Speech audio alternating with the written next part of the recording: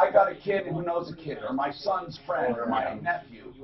They never hired people to do websites. What are you kidding? And let me tell you, they're always talking about, hey, you're selling your house? You should call my friend. Right.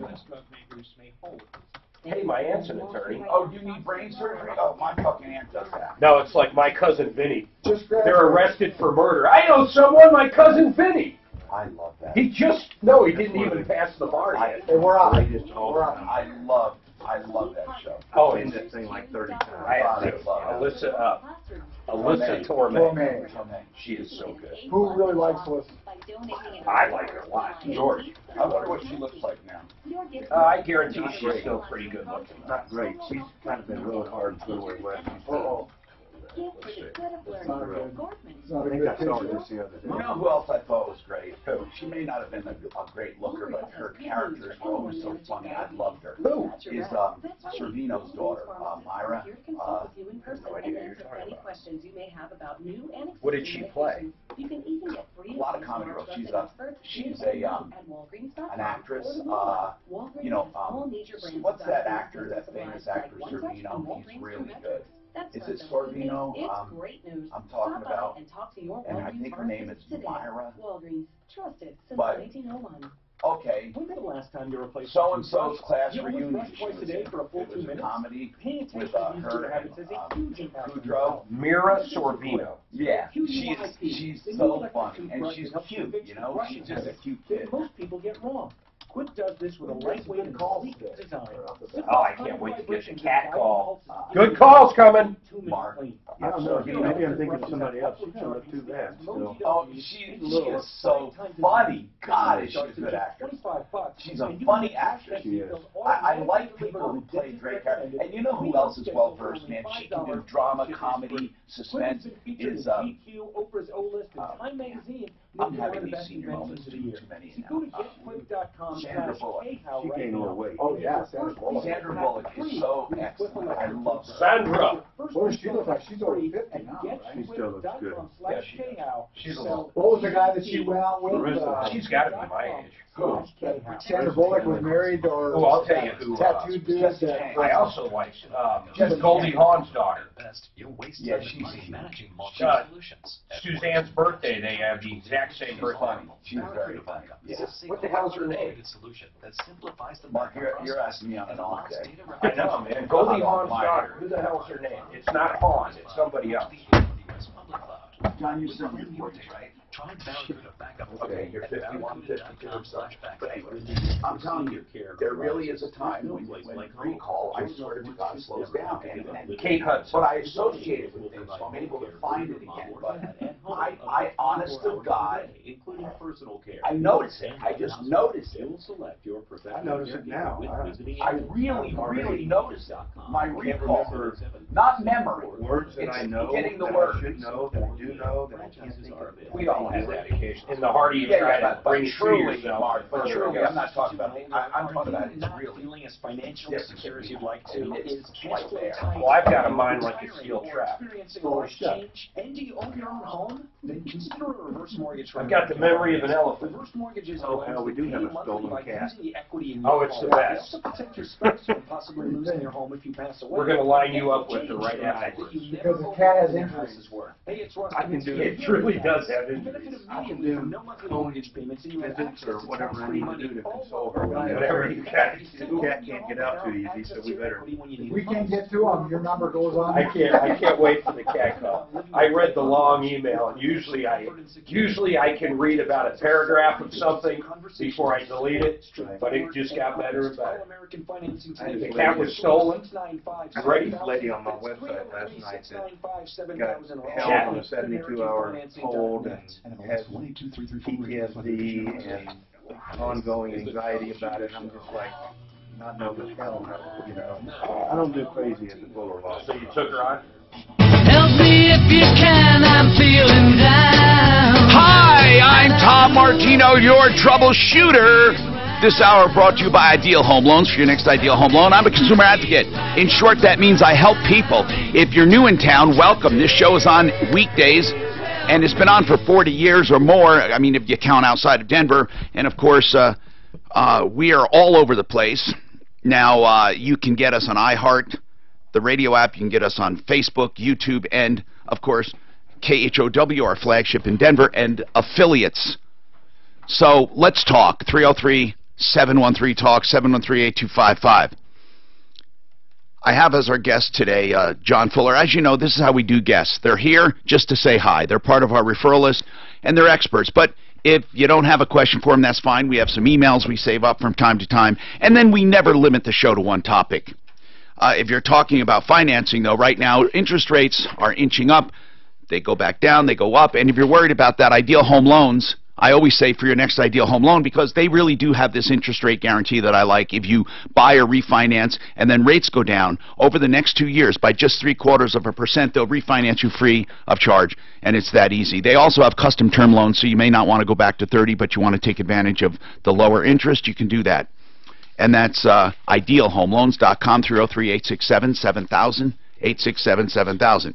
So John Fuller's with us today, and we start right off with a call about a guy bit by a dog. Now, I noticed the headset, if your headset's not working, just plug it in over here. You can do that. 303-713-TALK. Meanwhile, Janice, her car was stolen. Janice, what's going on with you? Hello, Janice. What's happening? Not much. Oh, your car was stolen. I'm sorry. I said, oh, cat was stolen. I'm sorry. Cat was stolen. Okay. Your cat was stolen. Why would anyone steal a cat when you can go to a shelter and find homeless kitties all the time? That's what I was thinking. Was it a special kind of cat, like a Maine Coon or a Siamese or anything like that? No, she's a tabby cat. A tabby cat. Who the hell would steal a tabby cat, really? Are you sure? Hold on, Jen. Was it like a revenge deal? Yeah. Are you sure, first of all, it was stolen? I don't want to make light of this.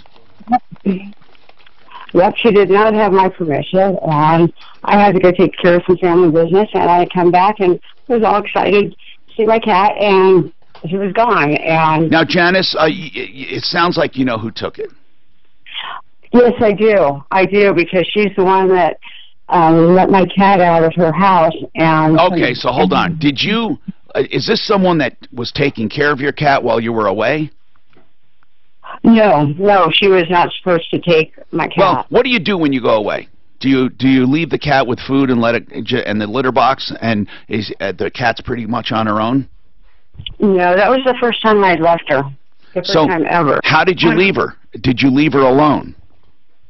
No, I did not. I left her with a boyfriend and a couple friends that were staying there because we were moving. At your house. So your boyfriend was staying with you, and you left the cat with the boyfriend? Yep. Okay. And how long were you gone? I was gone 3 days. Okay. And while you were gone, this woman that took your cat, was she at the house and she saw the cat and liked it and took it? Or did your boyfriend say, hey, could you watch the cat for a while? How did it happen? Did she just take it? Well, she was my, our ex-roommate. Yeah. And so I asked her to leave because she wasn't paying any rent. And that was before you went away, right? Obviously. Yeah, and so she had her own place, and she had asked me if she could watch her, and I said no, because where she lives, I didn't like the area. I got you. But to get right to it, she's the one that took it. Did your boyfriend invite her in? How did she get the cat? I am not sure because he won't tell me nothing. I mean, I couldn't even find out where my cat was for like 2.5 weeks. Okay, and your cat now is with this woman, a catnap. And what is she saying? Is she saying it's my cat? What is she saying? No, right now, my cat is at that Animal Planet because when she had her, she opened up the door. My cat got out, and some animal attacked my cat and tore her to shreds. And she took her down into the pet rescue thing because she thought about just letting her just go so she wouldn't be in trouble. But she took her down to the vet because she was bleeding so bad. They had to do emergency surgery. And my problem is I had to find her, and when I spotted her, I knew it was her, and I called the place, and I told them, but there are so many vet bills and stuff. Okay, so Janice, I understand, Janice. What's the name of your cat? The name of my cat, her name is Baby. Baby. John Fuller, I know you're a personal injury attorney and all that, but on a serious note, just as far as legalities, if this woman took the cat and let the cat out and the cat got injured, in a perfect world, is that woman responsible for the injuries, that the one that took the cat? Or can you say no, because the cat just got out and whatever happened, happened. It was attacked by an animal. Is this more or less something that, I mean, if she wanted to take this woman to small claims court claiming she took her cat, let it out, the cat therefore got injured, is she responsible? Well, I think she, no, I'm wondering what you think, John. I know that this is not the most foolish question you've ever gotten. I'm wondering. I mean, would you represent this lady? No, come on, we're not talking about that. No, I'm asking a serious question. Do you think that friend or that ex-friend or whatever could be responsible? You know, you could probably argue that there was some bailment created when she took the cat, and it's certainly not something that I would ever pursue. No, and I don't of course know about not. But the legal viability, but I would sue her in small claims court. I would absolutely sue her in small claims court. But if the cat's in a shelter and they want the bills paid, of course, but if it wasn't this woman's problem, maybe the shelter will be nice enough to give her her cat back. Hey, Janice, how much are the bills? Yeah, I'm not sure. Roughly, how much? About $800, $1,000. That means okay. About $1,000. All right. Janice, do you have the money to pay on a credit card or any way, and then you can sue this woman? Do you have any way to pay? I don't. Otherwise, I would have done it. I would have had my cat a long time ago. How long has the cat been at the shelter or wherever at the hospital? Since June 3rd. Oh my goodness gracious! What are they telling you at the shelter? I mean, they're saying come get the cat. They're saying you can get it if you pay them the $800, right? Yeah, and I asked them if I can make a payment agreement or something like that, or I'd even go there and work and help them out, whatever I had to do just to get my cat back, and they wouldn't do it. I wonder if Daphne could appeal to these people to, come on, someone was stealing the cat, it got out. I mean, what are they going to do, sit there and feed it and incur more costs? Is that normal, Tom? Have you dealt with this before, to where they hold the cat ransom? They usually pay storage or something. They pay daily fees. They do. They charge. Janice, I don't know what to do for you. I mean, this is a crazy problem. I mean, what were you hoping we would do? Go after your friend or what? Seriously, what were you hoping we would do? No, I was hoping for somebody to help me pay that bill. Or okay. All right. Here's what we can do. We can have Deputy Daff, because this is right up her alley. She has a big, tabby, good-for-nothing cat, and I love it. Heaviest cat I've ever seen. I'm just kidding. It's not a good-for-nothing cat. The cat does what does it do, actually? It sits. It sits and eats. It's giant, and it just sits there. It's huge. He has stolen Daphne's heart. When I first saw that cat, I didn't think it was a cat. I thought it was like a sculpture of a warped body of a cat, like a sphinx or something, with a small head and a giant body. Hold on, Janice. We're going to get Daphne to make some calls to see if she can appeal to this hospital, because, look, no matter what, keeping the cat's not getting the money, right? And so what would be wrong with giving it up and then you make payments or something? Let's see if we can negotiate something. See, Daff is listening in our offices downstairs with Deputy Clint. They're hard at work, working behind the scenes. Deputy Clint will have some follow-ups coming up. So I think that we can probably negotiate something, or we're going to try to negotiate something. So hang on, 303-713-TALK. Now listen, Eric was bit by a dog while at a gym. We're going to talk about that. We have John Fuller with us from Fuller Law. 303-713-TALK. One thing I want to remind people about, the hail damage recently has caused a big waiting list all over town. Now, Flexident, because of their multiple locations and how quickly they can get people in and out, you will not have to wait. And if you do, it's worth it, because it's only waiting a few days. Call Flexident, because Flexident is the place we take our cars to.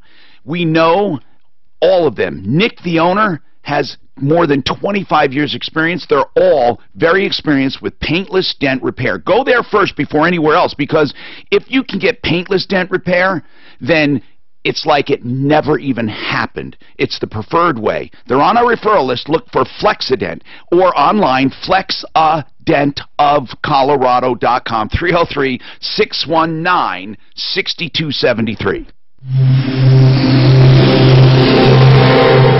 I called myself back. John, have you ever represented a pussy before? Would that have been okay? Of course it would. Yeah. All the time. He represented you and Suzanne. I was just sitting there thinking, how could I say that? And then Tom just snatched it right out. I think that's a good pro bono case, man. Yeah. I'll find someone that can track down the other homeless lady. Your case techniques or case selection techniques. David Southbury, Still to be desired? I'll just put you in charge of my marketing altogether. Oh, I guess you want your pens out. John, you look like you've gotten some sun. You were in Florida. He's going for walk. Going on Saturday morning. The house is all fixed.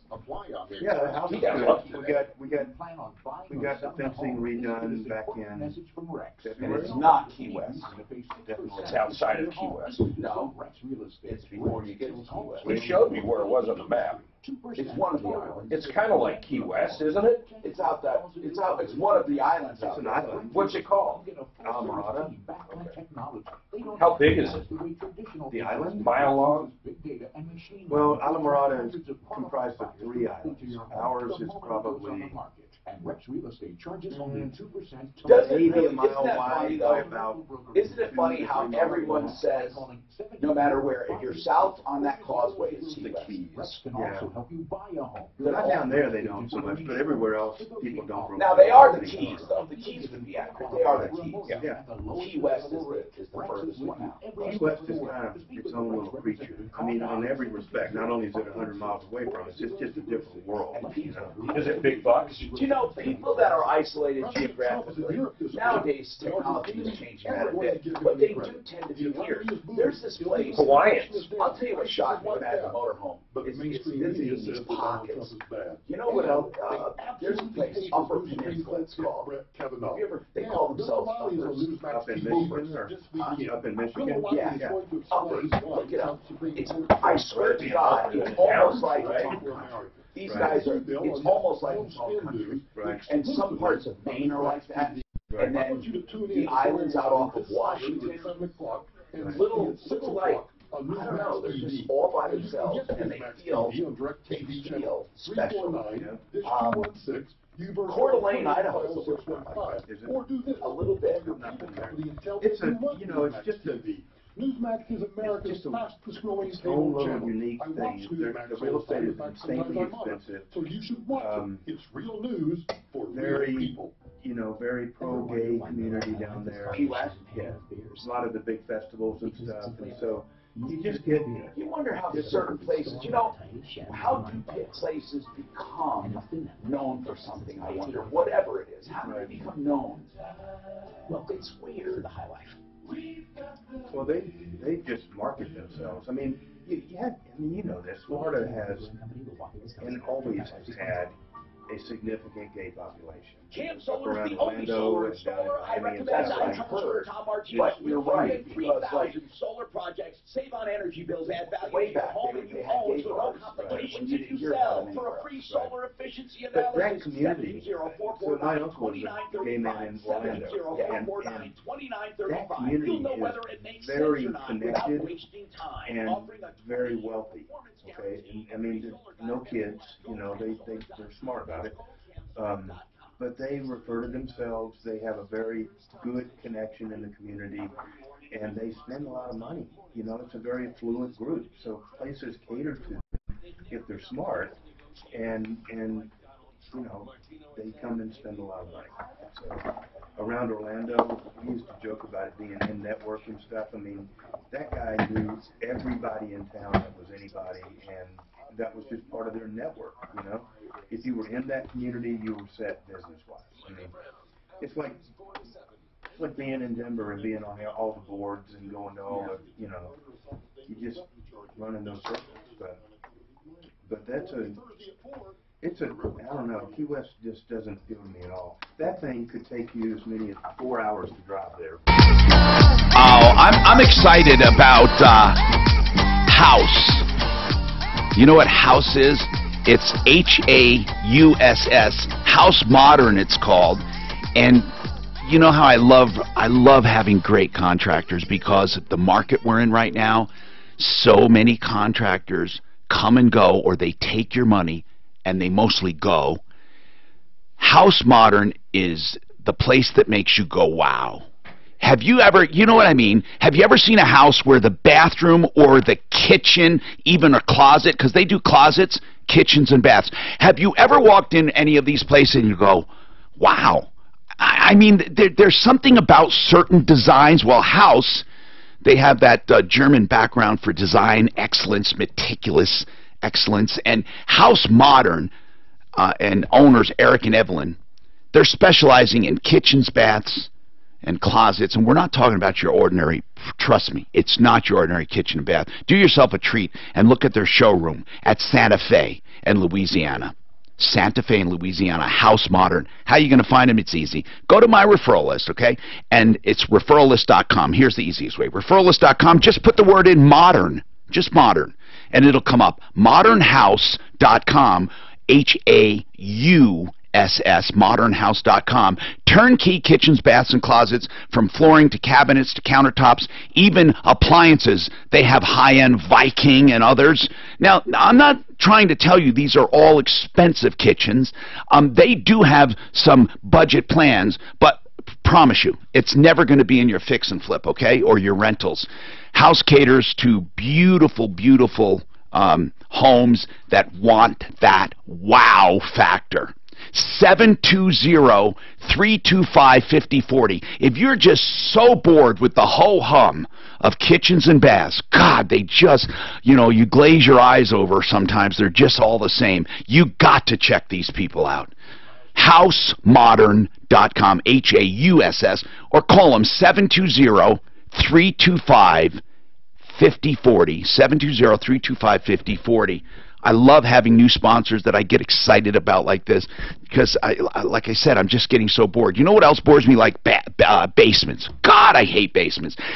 I'd rather have an unfinished basement if I'm buying a house than one of these finished ones with just, I call it drywall and wood trim. Have you ever, John, have you ever looked at houses where one after another, they're beautiful homes, and you go in the basement and they're all exactly the same? A pool table, they put a bar. I mean, they're all, I swear to God, exactly the same. Just drywall and carpet, and they think they have a, if you're not going to do a basement and integrate it, don't even bother. Hey, so Eric was bit by a dog. He was bit by a dog. Okay, Eric. Now, Eric, we got to stop that noise, whatever it is. Okay, are you there, sir? Okay, we're going to have to reconnect with Eric. So, Suzanne, Eric is not there. So let's try to get, now let's go to Angie. Angie, what's going on with you, Angie? I just was calling about some clarification. You were talking about the accident yesterday, and the gal's insurance was with her mom, but she owned the car. Oh, we were talking about something called insurable interest. We were so puzzled. Go ahead. What is your question? Well, my question is, my boys have owned their own vehicles, and they're insured under my husband and I's policy. Yeah. So. Yeah, that's right. But you were saying that that was some kind of fraud yesterday. No, here's what I said. If you do not have an insurable interest, there could be insurance fraud in some circumstances. But or if you make believe you have an insurable interest just to get it under your policy. But there has to be some kind of insurable interest. Now, I don't know what that is, and I don't know if that woman was doing right or wrong, but here's the bottom line, okay? I can't go and just put a policy on anyone's car. I can't do it. Or I can't put a policy on their life either. Now, what constitutes an insurable interest? That's a good question. And, you know, John Fuller must come up against this as a personal injury attorney. So we'll ask Jeremy over at Compass Insurance Group, our insurance experts as well, and let them weigh in on it. But we've gotten quite a bit of inquiry about this, so it must have hit a nerve. Okay, so in other words, in this particular case yesterday, the woman, the person It was, who was it? A guy, right? The mother. The mother. No, but was paying for the insurance. All right, right. But the daughter had the car. In her name. In her name. That's right. The daughter had the loan in her name. That's right. The daughter had the title in her name, and the daughter had the registration and plates in her name. The daughter had absolutely everything in her name, and the daughter was not even living at home, and the mom has an insurance policy. How the hell do you do that? So let's ask Jeremy. Okay, so Jeremy, okay, scenario. I have a daughter. This is what happened yesterday. She lives on her own. She owns the car. She registers the car. She's titled the car. She has the loan in her name, and I insure it under mine. How do I do that?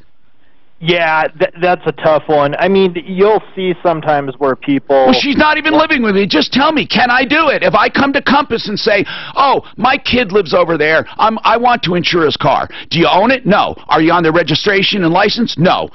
Do you have a loan on it? No. Does the kid live with you? No. Can I insure a car like that? No, the kid would need their own. How about if the kid's in college?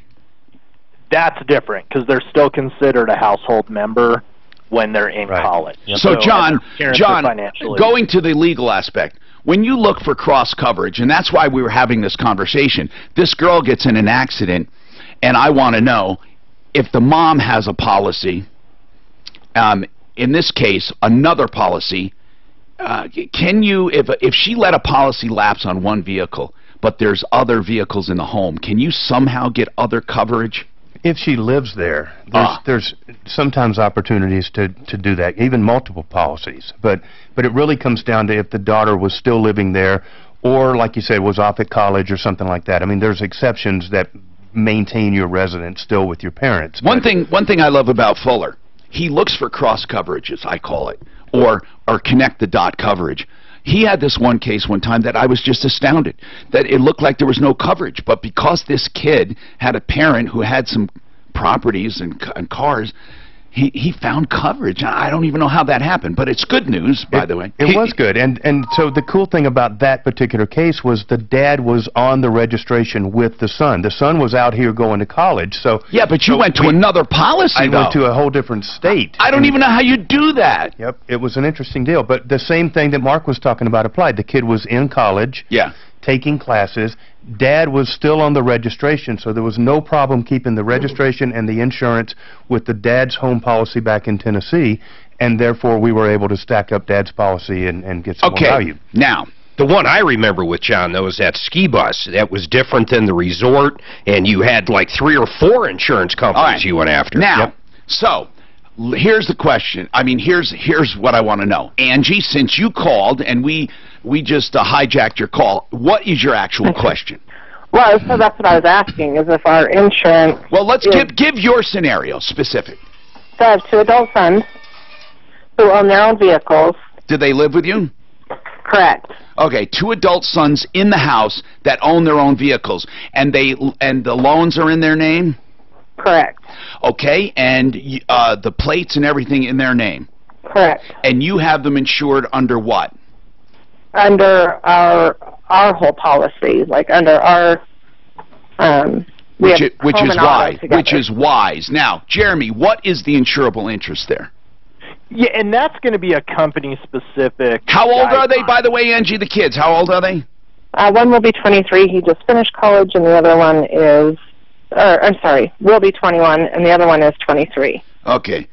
At some point, you're going to need a little boot, you know what I'm saying, for the... no, we don't. I'm just kidding. They pay it. I'm just kidding. I'm just kidding. Angie, Jeremy, so what is her situation? It sounds to me like being in the house could be considered an insurable interest to protect them. It could, yeah, and that's a company-specific guideline, because we'll have companies that will say, you know, most of them are going to say they want all the household members listed on the policy, which they're doing. Other companies will say that, you know, to have the vehicle on the policy, they have to be a named insured. And so if mom and dad aren't titled and registered on the vehicles, just the kids are, certain companies will have an issue with that. So and what would they do if they had an issue with it? What would they do? Make Angie be on what? Be an insured driver on it or what? They would want Angie to be on the title of the vehicle. It's So, just the kids are. So I think the recommendation for you, Angie, would be to just talk to your carrier directly to make sure that from a guideline standpoint. I was just going to ask, who's the carrier, Angie? It's State Farm. Okay, do you know how they work, Jeremy, by any chance? I don't. Okay, what did you... Well, when they added miles, or when I bought a car and then added it through, I use these guys at Compass, Jeremy, I don't understand. You never asked me who owns the car. I mean, when does that even come up? Well, Miles is a minor to begin with. Well, no, not anymore. He's not. But he was when you... But let's say the kid's 18. I mean, I don't remember anybody ever asking me who owns the car. That is true, Jeremy. When parents go and call to insure, the question on the application, what is it? To show an insurable interest, what do they ask? Well, they're going to want to know who's titled on the car. And so, again, like Progressive, I'll use them as an example. They don't care. So as long as that kid's in the house, it doesn't matter. Sometimes, so you're like you said, it's insurance, it's company specific. Sometimes they want you to have a financial interest. Other times, it doesn't matter. Last quick question. How about if the kid's 45, Jeremy? I mean, does it ever stop? Yeah, if I have a kid living at home that's 40, can I insure his car if I have nothing else to do except he lives with me? Most companies are not going to want that for an adult child. So really kind of the threshold's 25. And again, that varies by company. Yeah. An adult child, the only way you could pull that off is if you're both titled. So Mark, yeah, you'd both want to be titled. It's really important then to check with your carrier. So Angie, the word here is check with State Farm directly. Okay. You heard me brag on and on about House Modern, H-A-U-S-S, housemodern.com. Now let's go the other end. Let's go to buy and build. Now, I'm not telling you buy and build is cheap or anything. I'm telling you that for prices they are. But they have shaker line cabinets. They have beautiful stuff. But it's for people who want to do their own projects, or you want to send your contractor and get the very best values. Oh, my goodness. You won't beat buy and build. .net, 4800 Washington Street. I talked about the shaker line of cabinets. They have all levels of cabinets, the very best to the fix and flippers. They also have granite slabs, and they have ready-made countertops. They have vanities. They have floor coverings like engineered floorings and laminates. They also have plumbing fixtures and electrical fixtures, pennies on the dollar compared to even big box stores. 4800 Washington Street. Go see them. You will absolutely love them. It's buyandbuild.net.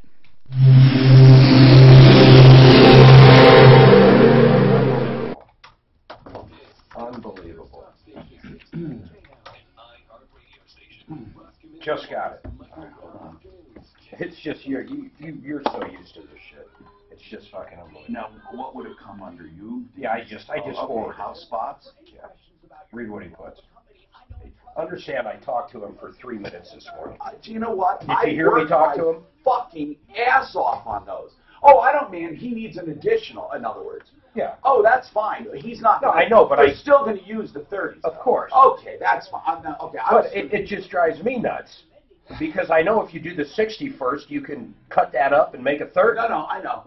But I deal with it all the time, Ben. All the time.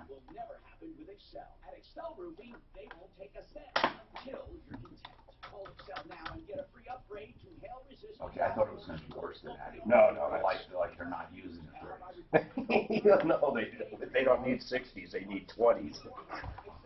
I truly fell. I fell for that. He was ready to pop, man. I still say the best I got you, though, was with Michael Brown having to come in the middle of the show and cut some commercials. And this guy was ready to he was headed out to the big man. I had to literally run out the door to stop him. I realized all of a sudden, oh, shit.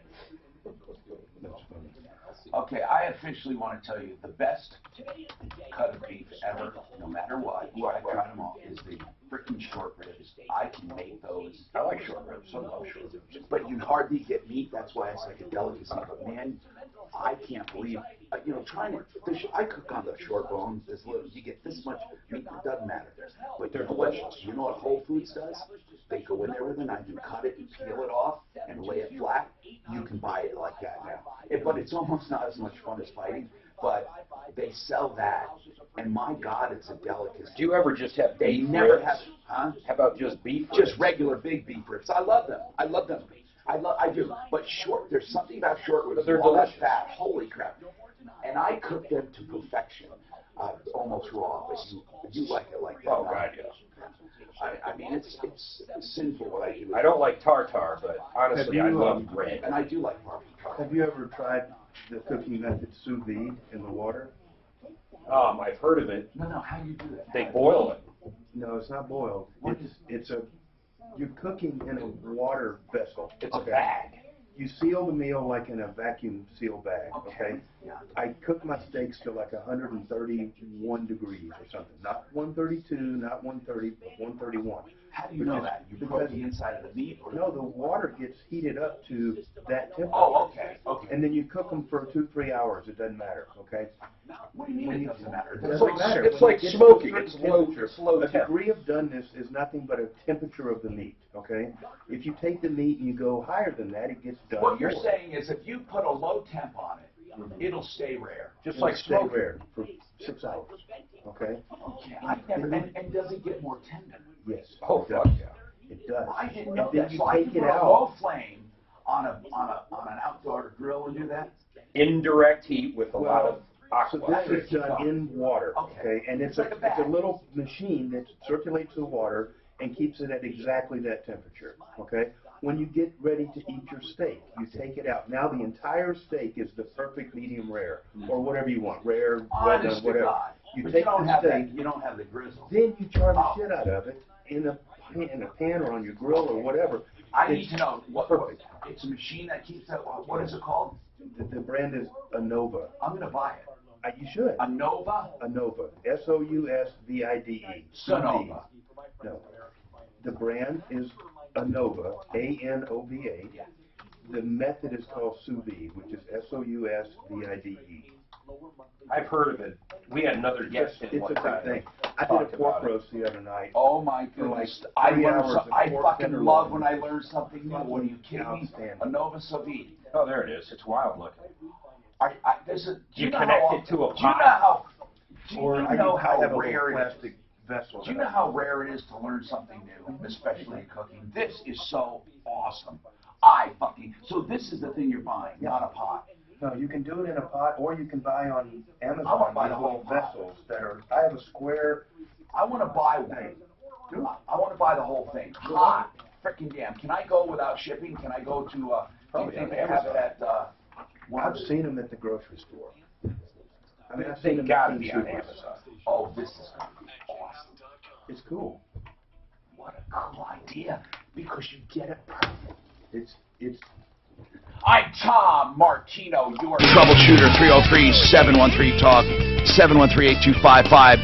I just saw on Channel 9 fake stem cell therapy. You know, they're interviewing them on their Colorado and Company, and it just is atrocious to me how people advertise things that are fake, and the media doesn't do anything about it. And of course, you know, on this show, I guess it's funny how people criticize me for having commercials to begin with, yet everyone has commercials and no one has control. I have control.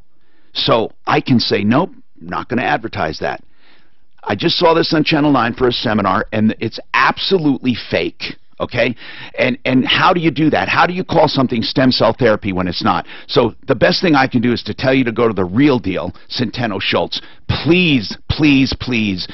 If you don't want stem cell therapy, that's fine. Don't get it. But if you're going to do it, please don't waste your money. All right? Don't waste your money unless you go to a real clinic. Centeno Schultz, and these guys are the ones who originally did it.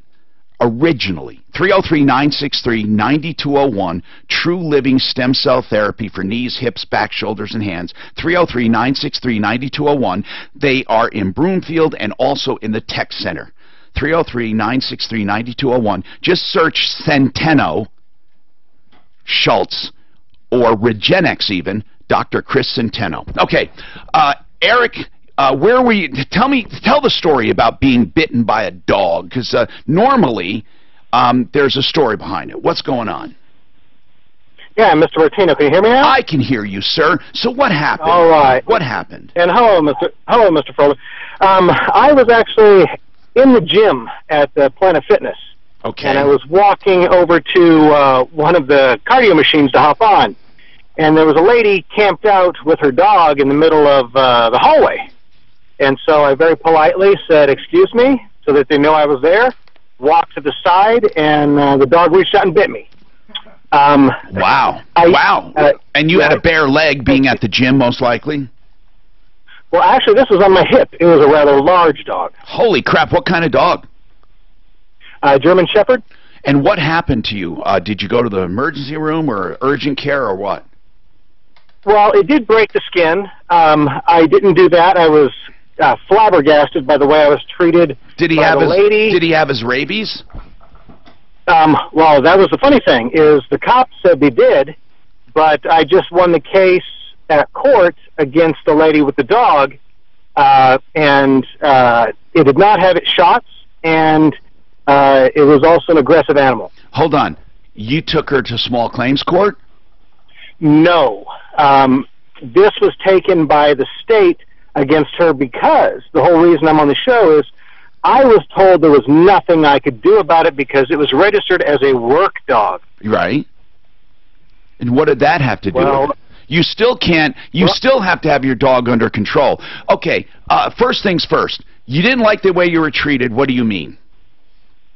Well, first of all, the lady told me that that I should just be quiet. There was nothing I could do about it because it was a work dog. She said that. She said. Yes. And how did she explain the aggressive behavior? We didn't get that far. Okay. By that now, time, what did the gym say? How did they treat you? The gym jumped in and told me to be quiet, that I was not bitten. What? That you were, what do you mean? Why? What do you mean? I have no idea. Did you complain to them and say that dog's aggressive? This was all happening in the matter of probably 30 seconds. Okay, so did you file a complaint? Yes. With the gym? I filed a complaint with the gym. They told me I was not allowed to do that. Did they ask her to leave with the dog? No, they did not. Okay, so if that dog bit someone else, do you realize how much trouble that gym could be in? That was the whole point. Is I was told there was nothing I could do, and so what? Okay, what's the name of the gym? Planet Fitness. Planet Fitness. Okay, okay. So what did you do right after? Now tell the story. What did you do? Well, the lady came up and told me I wasn't bitten. I actually pulled down my shorts and showed her that I was bleeding from the hip. Okay, then what? The lady then told me, well, there's nothing you can do about it. It's a work dog. Okay, then what? And then I said, no, there is something I'm going to do. I'm going to call the Humane Society. And both of them said to me, you cannot do that. Okay, then what? Both Planet Fitness employee, and then I did. I called. And? The police showed up. Good. The police were a little under-informed. Right. They told me there was nothing I could do about it. Then? And at that point, the police actually told me that the shots were up to date. Okay. How do they know? He said he got a radio call. Then that what? Was from the police.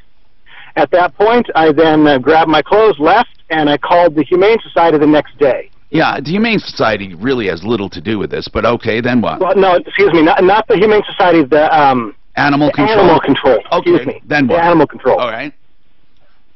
And I explained the whole thing to her. She told me that I was correct, that there is something I can do about it. There sure is. And that in the country right now, it's too easy to get a work dog permit. It is. There's no training or anything. Well, we don't want to get into that, but it's between work dog and service dog. I mean, a service dog and an emotional support. They're two different things. But keep going. Then what? At that point, I turned it over to the Animal Control. She took it to Did they issue a citation? Yes, the dog was quarantined for a month, and then a couple of months later, the lady kept fighting it.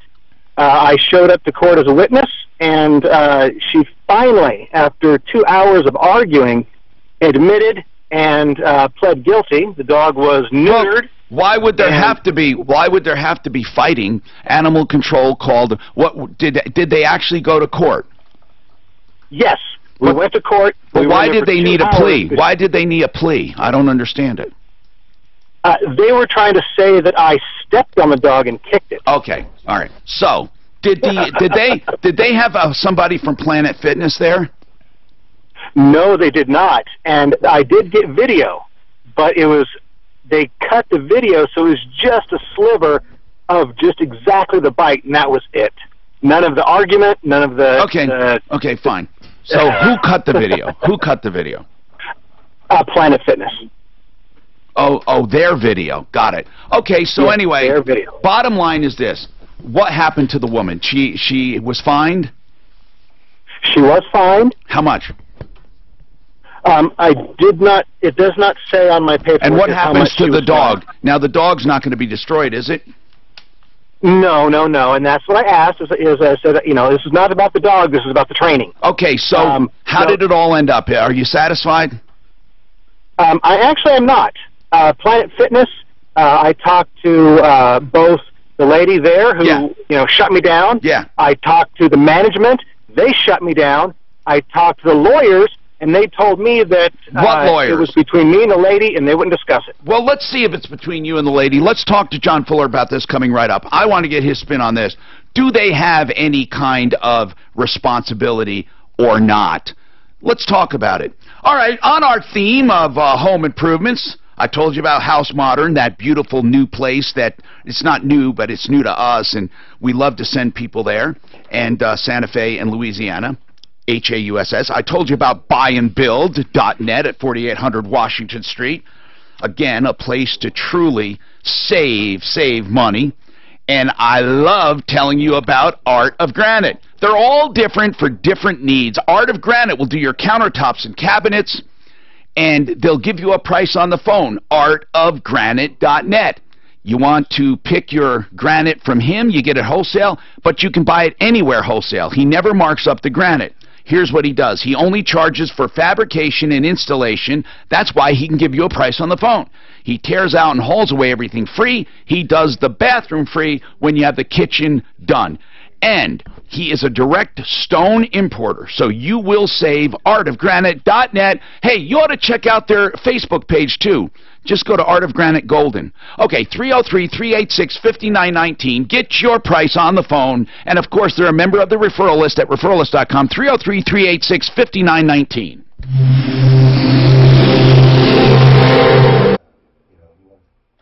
I'm going to buy one of those machines. Yeah, you should. Here's a 12 quart. Yeah, Is yours that big? Yeah, that's probably what I 18 quart?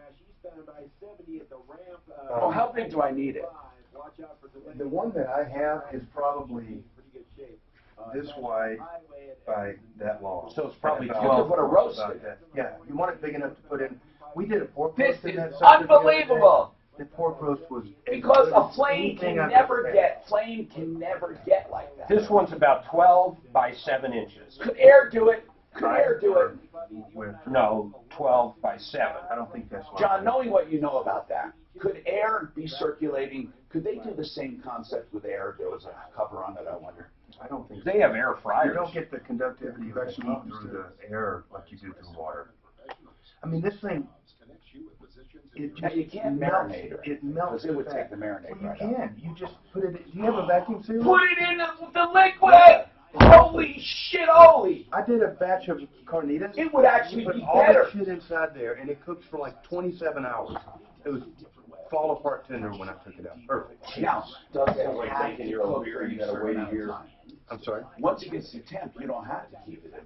No, but it does It breaks down better. the The meat. fat continues to break Right, down. right. And so, See, one of the problems with rare meat, he just said it, Right. fat doesn't break down. If Right. you get a steak blue at the restaurant, it's rare, but the fats are still not broken down. Somehow Dell Now, does it. So well, this one, if you ask the chef, as rare as you can get it with the fats broken down, they'll do it. But most of them don't know how. This thing is automatic because the fats will break down. So it takes that steak, Tom, and I cook steaks for like 2 hours, okay? Literally, 2 hours. And didn't sell a blue steak. For somebody like, we're going to eat it like whenever we get to it, okay? You got a lot of shit going on and stuff. If you cook it 2 hours, you cook it 3 hours, it doesn't make any difference. How do you know what temps equate? I don't know what temp to put it on. Well, there's a million little guides that come with it, but then you you try 131. If you don't like it, try 130 or try 132, Like rare would be a certain range. Yeah, it's just it's going to be your preference, and you guys will dial in. I like my steaks at 131. Let's try it. But I mean, that's your typical. That 131, how is that? Medium? That is carving into it and having the entire fillet of beautiful medium rare. Very big. Is that what the whole steak is that That's what it said, and I think they. So you get a big fresh fillet, But I want to know what perfect, and char the shit out of it on the outside to get the good crust on it. Yes! Outstanding. Oh, Really if you don't know the rules. I can't wait to try this son of a bitch. You'll like it. I think it's slicker and shit. It's just like, I'm amazed every time I cut into the steak. I'm like, I can't do that. You got the weird vacuum bag shit too? Oh yeah, I've been vacuum sealing shit for years. No. I'm talking for this thing you're talking about. No, but I did see. Wait a minute. The marinade, hold on. Then you don't have a bag with the marinade. Wait a minute.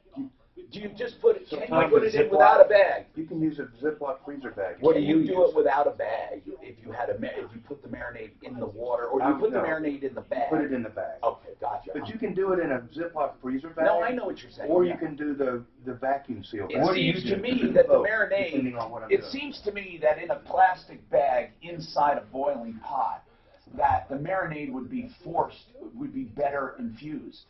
Well, of course. Yeah. Absolutely.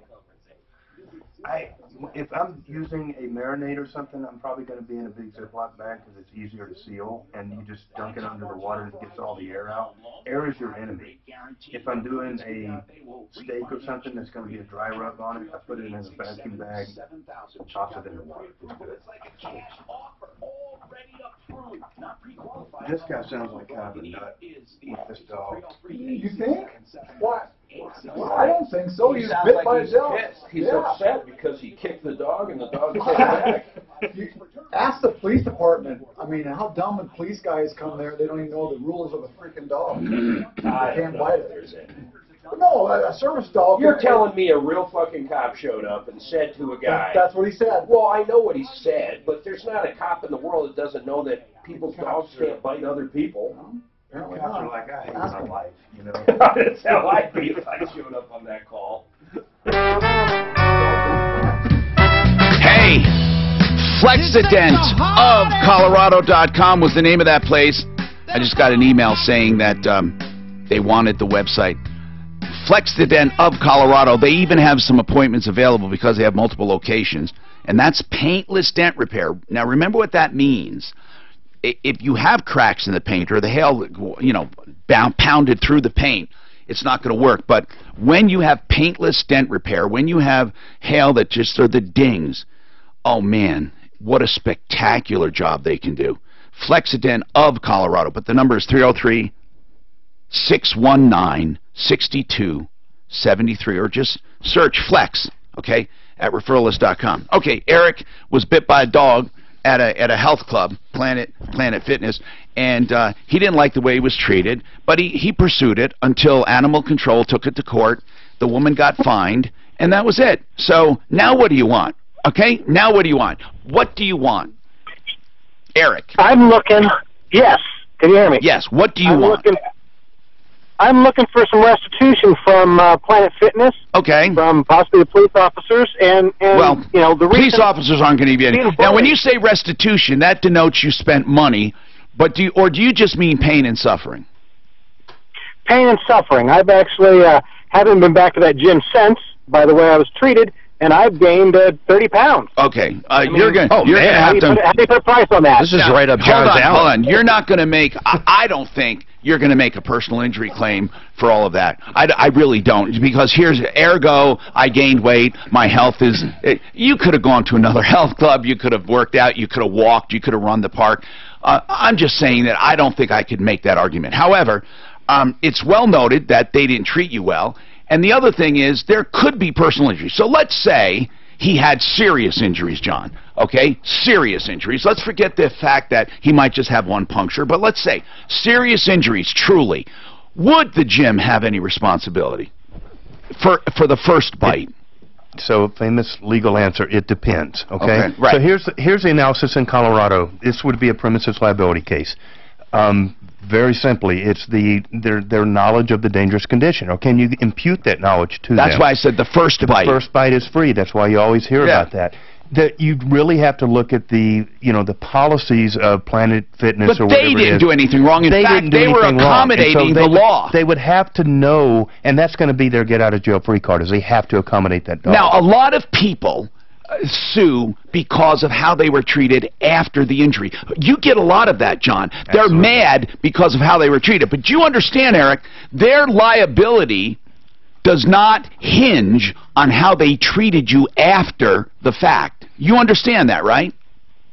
Yes, I do. Okay, because a lot of people don't. They think, well, they didn't even do this and they didn't even do that, and it doesn't matter. So why do you think they're responsible for a dog that bit you? Tell us your argument. What's your argument? It comes down, I mean, seriously, I had 3 or 4 seconds of talking to the lady about why her dog was in there, and then Platinum Fitness came in and made me the bad guy. Eric, you're going to after you were bitten. I'm asking you, why are they responsible for the bite, and you keep telling me you don't like the way you were treated? I really am trying to communicate with you straight. What could they have done? What did they do to contribute to that bite? Why are they responsible for the bite? Okay, I understand now. But there's a good They're not. That goes with that. They're not. I was getting on a plane, and a lady in 5 minutes got her paper for her help dog. Yeah. But the airport required her to have proof of shots. Okay. Proof of training. Planet Fitness doesn't do any of that. Okay, but Eric, that did not cause the bite. You understand? Eric, you can't tie Planet Fitness to this unless this happened before or they had reason to believe it was going to happen. I'm telling you, you're mad at them. I get it, Eric, and I congratulate you for what happened. Now, you may have something against the owner. Hold on. Adults who have crooked... Make sure he gets John's cell. Have them hold on, though. Have them hold on for the owner. The owner might have liability. She might have liability, and probably her homeowners would cover that. Get this bin right here, Tom, and it's got this lid that goes on it. The cooker fits through it, but it otherwise seals Denver Cops. That's the one you want. It's a 12-quart. So actually, it's not all built in. Who makes the bin? Wall. I mean, they don't have self-contained ones like that. Not that I give a unit shit. is. Who makes the bin, the one you're looking at? Are we getting the other one? I was in the middle of an email. I'm surprised they don't have one like a No, is that what Tom said? Yeah, I don't think the owner will this thing come comes on. out. I'll try. And stuff, so you wouldn't want it. If he's got, you want to ask if they got the number? What, I'm just shocked, though. They don't have an all-in-one unit. so 12 quart, right? Yeah. But you don't need special bags. Or try to get Planet Fitness on. Freezer bags, Ziploc. But is this going to be too big, like when you only have a couple things? I mean, you see these dogs in Home Depot and shit all the It's time. not really This is big gonna enough to do freaking like happen. 6 steaks or something. So I mean, but it's perfect for 2. Yeah. But you could use a larger if you have a big ass. How pot. big is this physically? That is 12 by 10. That's pretty damn big. It's not that big. It's about 3 gallons. Boom, boom. Set it right on your counter, your stove, whatever. You want the 12-gallon, though. Most of the time I'm cooking. I have a 12-quart. I would never cook for more than 4 people. Let's put it You could do 4 steaks in it. Yeah, but if you're doing something big, like a brisket, You couldn't fit a brisket in there. plus a brisket would probably You take can't 2 do fucking chicken days. wings, but can you do chicken? You can do chicken, you can do fish, you can do eggs. Oh my God. You can do There's a restaurant, I remember where I heard it. There's a restaurant here in town that only cooks that way. Oh, really? Yeah, I don't know what it's called, but someone was telling us That about it. doesn't surprise me, but they probably have pretty tight. Well, I'm sure portion they have. control. They have 10 They steps have them tonight. sitting When we sell out, we're done, you know. No, I get a shit ton of calls from people that are just pissed about how some company handled something. And I mean, it pisses them off to the point that it inspires This guy them. doesn't even really have any damages, though, besides... Well, pain and suffering, I guess you could get them for. Now he's afraid of dogs. You're afraid of... Well, he runs on batteries! It's, what was the name of the dog? He's a squirrel. I'm surprised Tom hadn't asked, what was the dog's name that bit you? Bonkers. No, how could cops not know? That's my whole point. He said it twice now. He said twice the cops. You're right. We never get misled. Ever. Well, that's true. That's true. You're right. We had a guy yesterday that said this. Ready for this, John? The tow company, Wyatt's. I heard it. Okay. I heard it. Listen, even though there's video surveillance. You have a call right here that's saying that she used to work for the company. They moved. Yes. They waited for the car to be moved. Right. And then towed it. Right. This lady she's going to say that they will absolutely do that. They will try to open up the window and take the pass out and put it on the floor and then tow it. What's wrong with that? Good. And she'll tell you that. I agree. There's two sides to every story. Listen, every tow truck driver out there, in general, is going to be the bad guy no matter what. They're never going to be. These guys are paid by tow, and they get incentives for how many cars. Well, how else would you pay? By hour. Why? Who the fuck would work there One of the then? funniest things I ever watched. Remember Like that I said, Safeway in Cherry Creek? You know, this all happens until your car gets towed in something like this, Mark. I told you what happened when my apartment complex towed mine. I told you what I did. I took my step van and wrote on the side of it, Sugarberry Apartments fucking sucks. And every time someone walked in there to sign up, I tell them not to. It's the worst complex in the world. And And guess what? They had my shit back in the day. And this Sully should do that, too. Tell me something. What's the difference between roast beef sandwich and Arby's? They just package it, right? I mean, it's fucking roast beef, right? It's kind of roast beef. It's cooked the same way, dude. That's how they make commercial beef, McDonald's. is they cook it in water. But hamburgers and McDonald's, right? And then you have coffee and Starbucks. Okay. What's your point? My point is, growing up, there was an Italian dish. Simple, fast, easy, cheap. Well, when I was growing up, I even thought, why can't we get espresso coffee anywhere? Why do you get just regular coffee? And I thought, wouldn't that be cool to have a store that sells just fucking espresso? Sure. Which turns out to be like a Starbucks. Now, I got this treat, and for every time I have it, it's the worst thing in the world for you. But every time I have it, I think, why the fuck isn't this out there? Because packaged and sold, this would be the Starbucks of snacks. And I'm not sure why it's never happened. It can be mass produced, it's easy, it's fast, it's fresh, it's great tasting. It's not healthy, but there's fucking, the donuts, Krispy Kremes, nobody can tell you that's healthy, but there's a line every day. And I'm wondering why it hasn't been done. What? Well, I don't want to say online about this Italian treat. I swear to you, if I made it for you. But you can get it in restaurants and shit? No, can't get it anywhere except in Italian house. Just like it used to be with espresso. They never had it at restaurants. Except with Italian restaurants. Yeah. Italian restaurants true. Because I'm just saying, it's a treat around the holidays, and I'm wondering why it's never been packaged and sold. It's just never. John, do I got to get the balls too? The water balls? Water balls? Why do they even have them? I don't know. And I'm guessing it's to keep it off the bottom so you maintain water flow around. But you can just throw a kitchen knife in the bottom of it and that'll keep it off. Here's what they have. Let me show you. See, I bought the Wiser one, not the Rubbermaid. 250 count with drying bag. Hey, Mark, you're going to switch me back. I'm going to try to call plant. Allows you to cook water for hours on without having to refill. Oh. What, you have to keep adding water because it dissipates? If you have the lid for it, you don't. I don't know about that Rubbermaid one, but the one that this is the one I was using right here. Why don't you like the Rubbermaid? I just said I don't know about it. But the one that I used was this one, and it has a lid that has a little hole cut out. This has it. Okay. Yeah. And that way you don't have a lot of evaporation. You know, well, plus it holds that nicely. Right. And well, you got the one with the... The unit has a thumb screw thing on the back of it, so it screws into the side of your pipe or your vessel.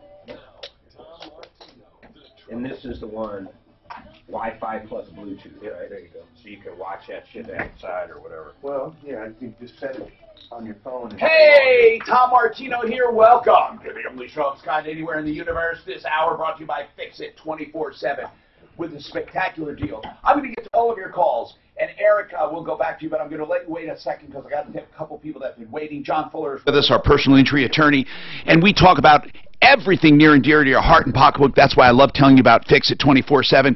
This show is a consumer advocacy show. We have recovered millions of dollars for people or helped them recover in cash, merchandise, exchanges, refunds, and services. Let me just do this quickly about Fix It 24/7. One of the biggest deals is finding a problem, whether it's electrical, especially electrical, plumbing, heating. People say, oh my God, it's going to cost a lot of money. And usually it does, because even with a call charge, it takes some time to find a problem, and people charge by the hour or by the job. What Fix It says is you'll never pay more than $39 to find a problem. Okay? And that's all you'll pay. If that's what you want, they'll detail it, put it in writing, and they will find it no matter how long it takes. Now, if you decide to have the work done, that $39 is not in vain. They will credit you more than $39. They will credit you $77.77, right? So, if you have the work done by a great company, Fix It 24/7, with great value, great products, and great prices, you will get $77.77 off. Or just $39 to find it. 720-526-3939. 720-526-3939. FixMyHome.com. Okay, Eric, just hold on. We need to just get a few people who've been waiting a long time, and then I will get right back to you, okay? Because Betty's been waiting a long time. Go ahead, Betty. You wanted to tell us about Wyatt's Towing. We had a lot of calls about Wyatt's off the air because this woman claims they towed her from the street, and she was parked on the street. They claimed she was inside the parking lot of the apartment complex. And what do you have to say? Would they do something that shady in your opinion? Yes, I used to work there. What do you know about them? I know that the owners are never there. So the manager is the one running things. They used to do incentives. So how it works is tow truck drivers get hourly until they're done with training, and then it's on commission. And how do they make a commission? By towing something? By every tow they get. Every tow they get a commission. 3 specific tow truck drivers have actually come into the office bragging about using the jimmies to unlock the car doors, to remove the permits from the rear view mirrors or the dash. Are you kidding me? And then they take a picture of it without the permit? Yes. And they'll put it in odd places. They don't put it in the glove boxes or the armrests. They put it under the seats. They put it in the back seat.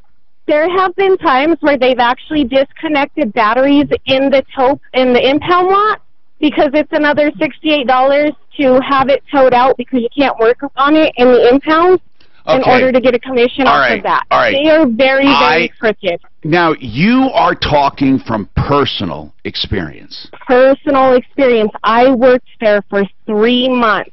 I've never met the owners. I've spoke to the owner one time due to an employee who made racist comments about Mexicans, and I'm Hispanic. Now, I don't think we can paint with the broad brush and say that the owner tells them to do this. I doubt. No, it's not the owner. Yeah. The owner knew nothing about it when I talked to him. Because really, there would be no reason for an owner to want these people to phony up tickets. Oh, no, but they have. And what the owner's never there. The owners are always out of town. Now, Mark, They're you just never walked there. in. This woman said she worked there, and listen to this, Mark. Worked where?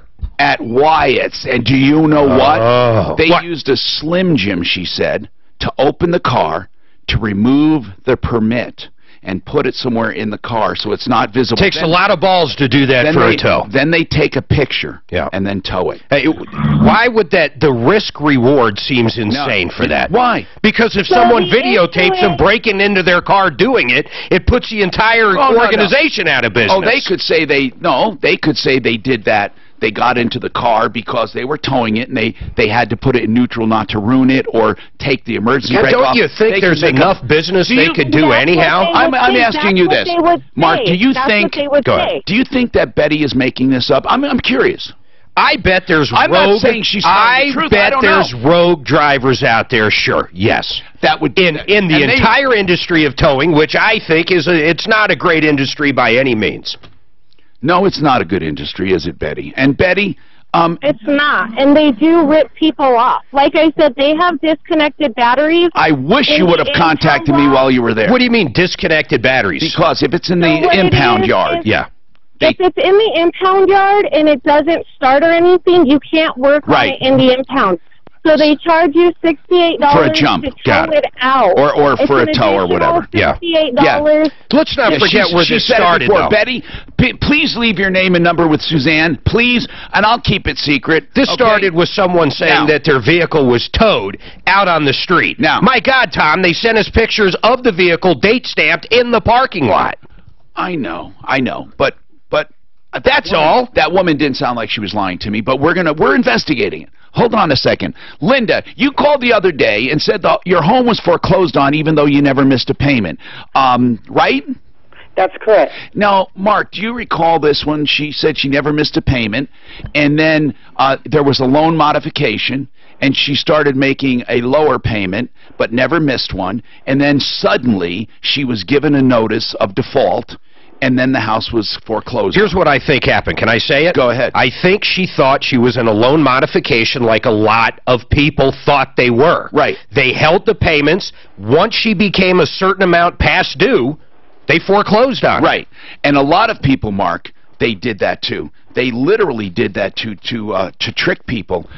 These false loan mods were all over the place. So you have the paperwork that you sent us, right?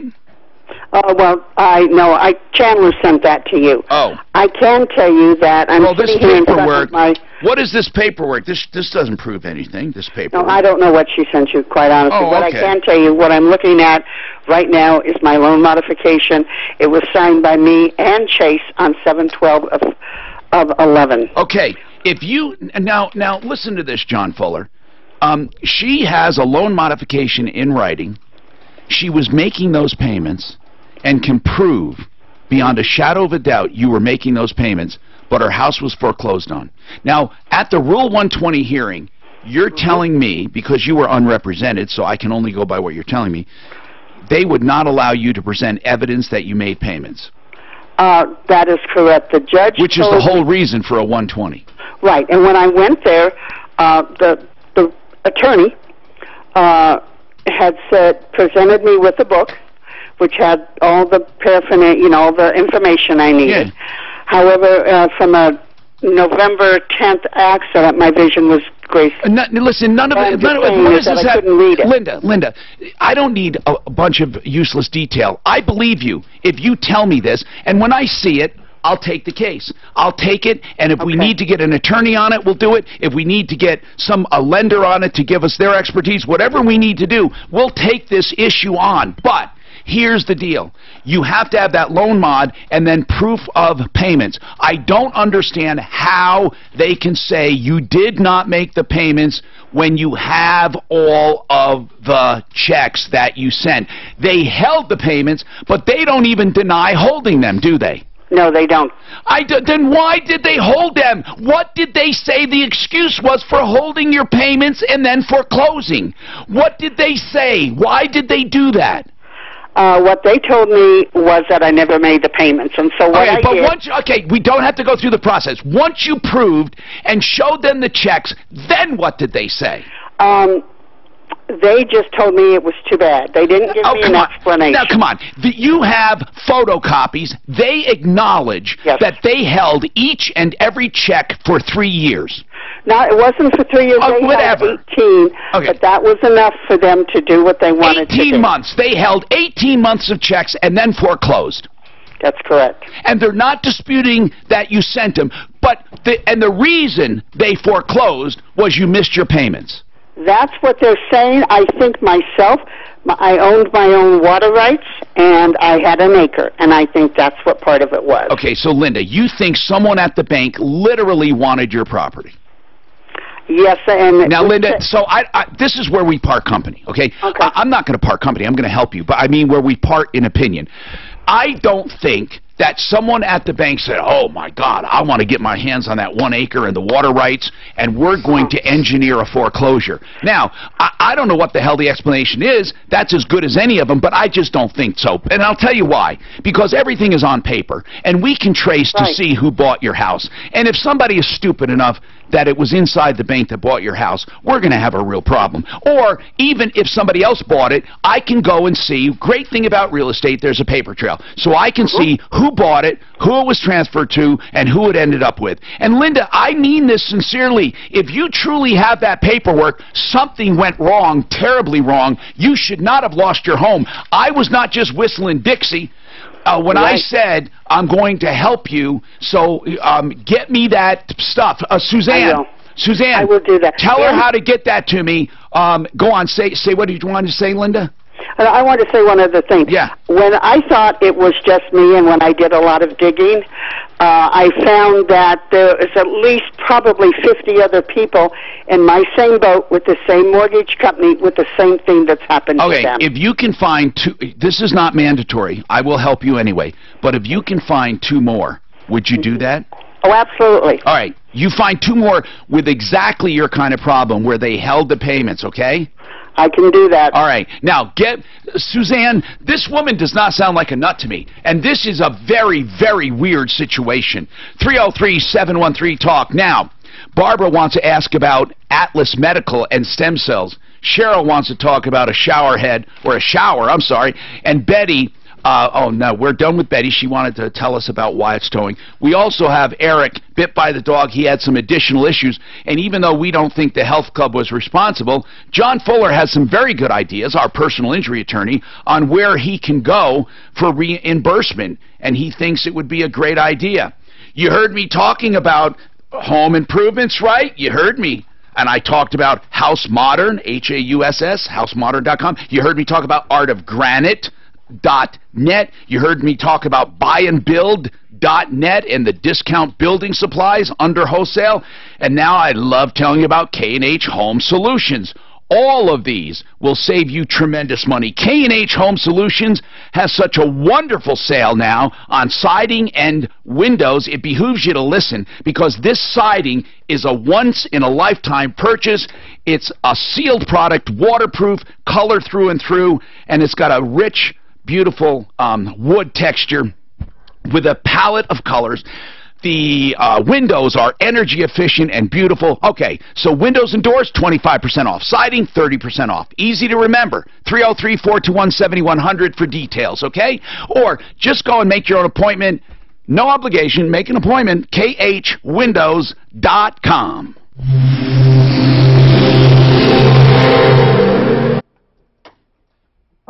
Try to get the manager of Planet Fitness. He'll be back in 20 minutes.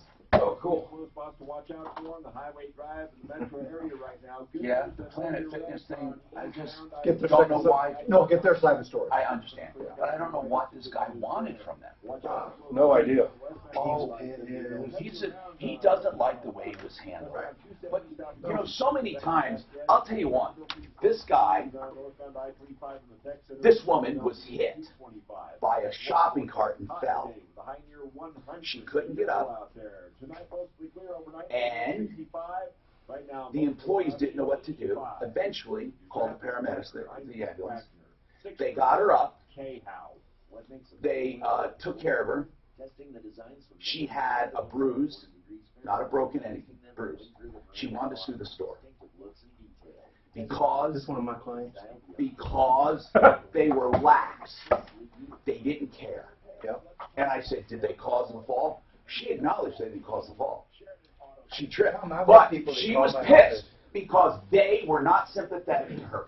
I have people that call and they go, I can't believe I finally have a personal injury case. And you're like, Or person. Oh, really? They said that? But see, one of the employees laughed at this woman, and this woman thought that was grounds to sue. What happens after the injury, that's right. the only time it has a bearing is if the behavior caused additional damage. I'm ordering this. Do you want to set up?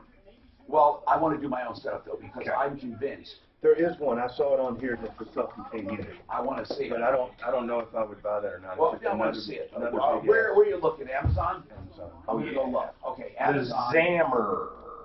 The Magic Mill Professional 2-in-1 Sous Vide Water Hold Bath. on. What should I just search? Give me a term. Type Magic Mill. Yeah. Arlo Pro at Costco, 3 of them for $400. That's about it, man. It's good? It's not the Arlo Pro 2. No, Pro is fine. Oh, I've got so no they make a problem lot with of my stuff. Pro. I don't even, I looked So, up give me Pro another 2. I word. think the difference was Just that it was something says wouldn't Doesn't have to be in order. Magic Mill the battery Professional was the same. Sous Vide. I forget, there is something different about it, but it meant no. Last day that's $100 off. Yeah. Was $500. So you got Arlo, and it comes with the base station, right? Right. Oh, for sure. That's my jam right Not the there. Arlo Pro. That's it. See, I want this because of the condo and the house. Right. Okay, this is my jam. How big is it?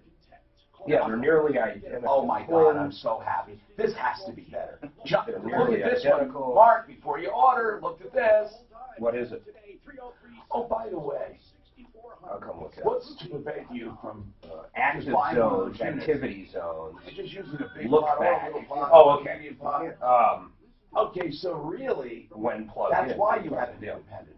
No, Then you can I use would. it on It's not any worth it to pot. me. The only one that's maybe just a hair bit cool, but really not, would be activity zones. Oh.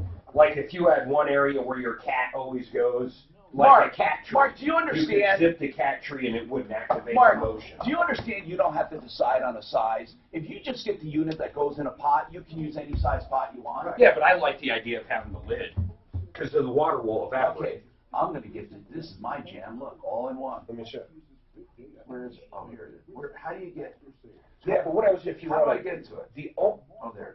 the only thing I'd say about that, This is mine, baby. the only thing I'd say Yeah, look.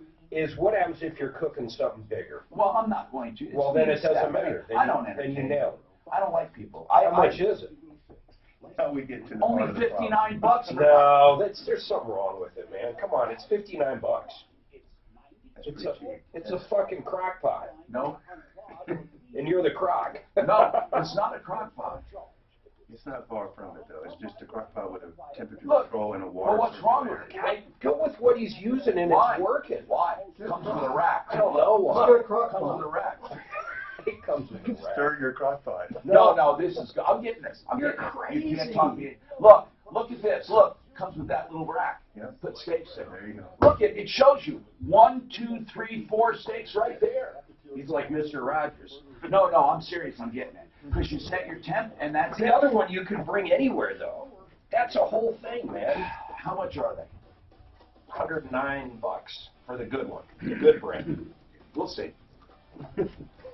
Hi, Tom Martino, your troubleshooter 303. 713-TALK, 713-8255. All right. Now, Barbara was asking about Atlas Medical, and she wants to know, and Eric, we haven't forgotten about you, seriously. Barbara, you want to know about stem cell therapy, and again, did you have it done or not? You already had it done? Barbara? I looked up that place. She's not there. You know what that place is? Just guess. Just guess what they do. What? Chiropractor. And they do, I'm sure they do, Barbara, if you're listening, zit squeezing out the if back you're and all listening- kinds of stuff.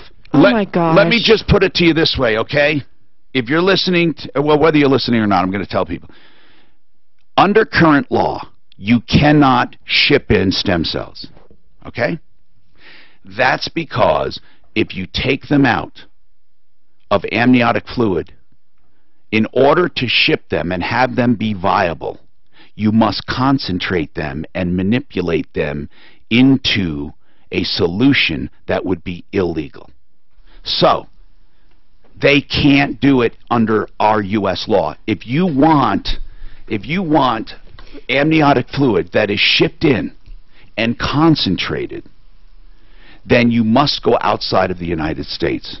Now, stem cell clinics that ship in amniotic fluid to chiropractors' offices do not contain living stem cells. Now there might be 1 or 2 by mistake, or 3 or 4, but they die off, okay? They are not alive. They cannot do it. They don't do it.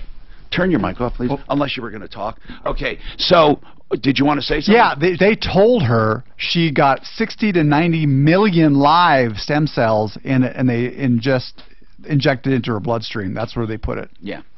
You mean she didn't even have it targeted? Right. It was in the bloodstream. Yeah. So she got ripped. Now, that's all I want to say. So I'm sorry I didn't get to your call fast enough, okay? Eric, listen, you are upset and we understand. In fact, we get this inquiry all the time. We had a woman with a shopping cart. She fell in a grocery store. One of the clerks laughed at her, and another clerk didn't know what to do. They eventually called paramedics. It turns out she had a sprain. Behavior after an accident or after an incident is never, ever, ever, ever, ever going to get you damages unless it contributed to the damage. In other words, if you waited so long to get help that it contributed that the damage got worse, that would be one thing, okay? But if the condition was not influenced at all, and all they were jerks, like they were at Planet Fitness, it's not really something you collect on.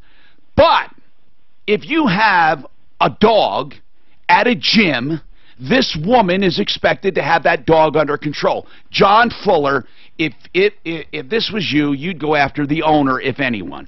The owner of the dog, right? Yep. And how would you do that? Well, first off, I don't know that he's got that ability, because the dog bite statutes require serious bodily injury, okay?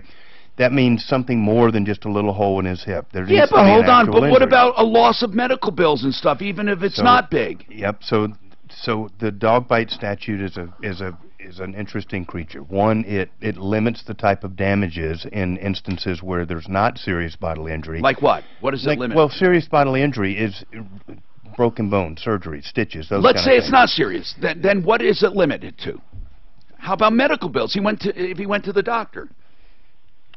I'm going to have to pull the statute up here, Tom, but the difference is that for cases without serious bodily injury, yes, you lose the strict liability protections of the dog bite statute. We'll pull it up and take it in the next segment. I'll read you the provisions, but it's kind of a weird Eric, creature. Did you, let's just say, under the law, under the liability, not the law, her homeowner's insurance would cover it, wouldn't it? Under normal circumstances? It should. If it's a viable case, it should cover her. Did you try to sue her, Eric? No, I did not. I let the animal control and the state take care of it. But if you did sue, what would you sue for? In other words, if you sued her, because she is liable, not the gym. But so if you sued her, do you have doctor bills? Not anything sufficient. No. It's so you literally. I was more upset about the way I was treated than the damages. All right, I get it. So here's the statute, Tom. It basically, if we don't have serious bodily injury, okay. Well, he never went to a doctor. He never went to the doctor anyway, so you're done. There's no way to go get pain and suffering and frustration and all that stuff. It's limited to economic damages only. Okay, so but if he did go to the doctor, they would have reimbursed that possibly if he proved. Well, the only way he can bring a case that did not include the serious bodily injury, this is important for the listeners, is you have to prove the prior knowledge. That's your one bite situation. So if there's serious bodily injury, we'll impose liability, strict liability on the first bite. But if there's not, then you have to prove that the owner had knowledge of the propensity of the dog to do that. I thought this guy said at one point that the dog did bite somebody before or was a vicious animal. Is that correct? I didn't hear him say that about this animal. No, he didn't say it. I thought he said that. Eric, did you say that this dog bit people before? I did not say that it bit people before. I'm saying it was in the court documents. It was cited with not having its shots up today and as a vicious animal. Eric, Again, here's the bottom line. You didn't get hurt enough. You don't have anything. I mean, I know you didn't want to hear it, but you don't have anything. You know, you got your pound of flesh with the dog people, the animal enforcement. So I think you got what should have happened. But you don't have anything against the health club. So you're not going to go back there, right? I would write a letter. I would write a letter to the CEO. Okay, Christina, what's going on with you, Christina? And we have lines open 303-713-TALK 713-8255. Christina, what's happening? So I have Milgard windows, and they are under warranty.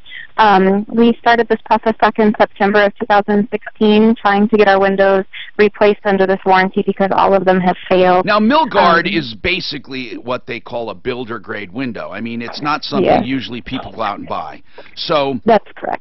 Their warranty, in my opinion, would be not the same as if you bought a Champion window or something like that, because they're not really... I'll just say it, they don't really care about consumer opinion that much because builders use them. And I guess that's right. And you know, no one's going to come to your home as a vinyl replacement salesperson and try to sell you a Milgard window. But it sounds like she does have a warranty on it. Yeah, you have a warranty. And yes, most it's builders... a lifetime warranty. Oh, it does. Okay, so what is the issue they're not covering? Let's go right to it. Okay, well, the issue is that it has been multiple attempts. They bring the wrong size window. They bring the wrong style window for the last 2 years. Okay, what is the actual problem they're covering? And I'm happy to hear they're covering it, even though they're not doing it very well. What is the actual problem with the window? The seals on the windows have broken, and which that's is clearly typical. And that's clearly under warranty, seals. Yes, that is. Okay. So, this is going to be an easy one. All we have to do is light a fire under these people. Do you know for warranty work, unless it says so in the warranty, you don't have to go back to the same people that did the windows to begin with. Who are you dealing with? I think they keep sending her the wrong size windows. No, they do. Though. Who are you dealing with? We are dealing with Milgard directly. We started with Alpine Glass, which we thought that it was the supplier, which we were having the issue with, but it turned out that it was actually the manufacturer, I believe, because we've had the same issue. How many windows? We're talking, well, the entire house. Holy crap. You know what? This would be a score if you get this. Do you think you can get all these windows? Well, we got 3/4 of them already, but we've just been dealing with the last How many? 10 or 12 windows that they're trying to replace.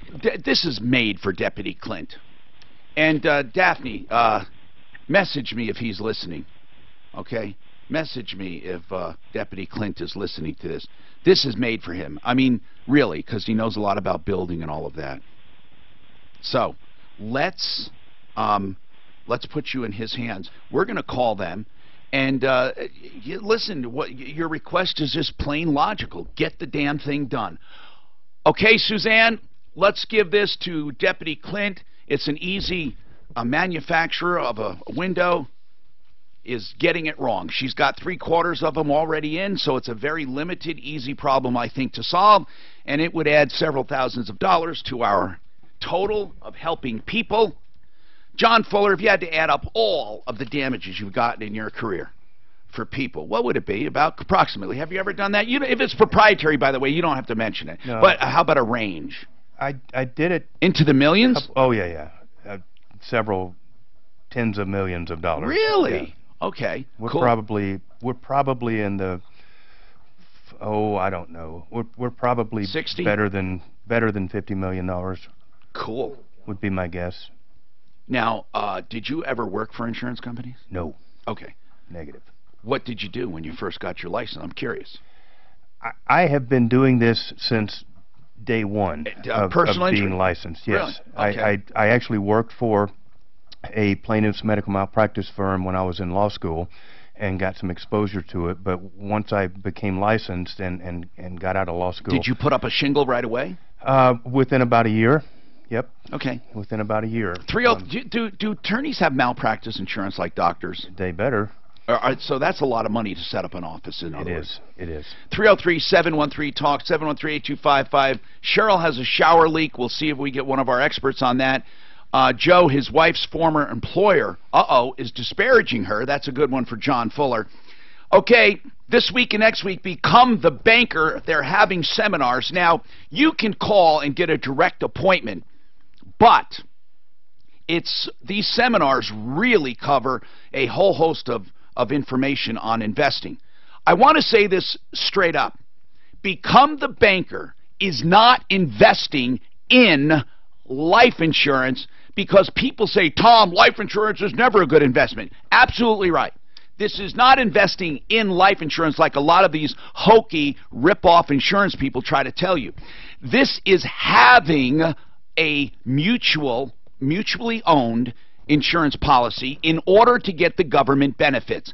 Like the government says you have to have this to do this, you have to have this. There are terms and conditions. You have to have a policy in order to have a cash account for cash value. You can't just put money in an account to grow tax-free. But if you put money into a life insurance policy, it will grow tax-free. So that's what it is. The life insurance is just enough to make it legal. Then you overfund the heck out of it so you can build up a cash account, a nest egg. You borrow from that during your life on purpose instead of using credit cards, so that interest goes into your account to further grow.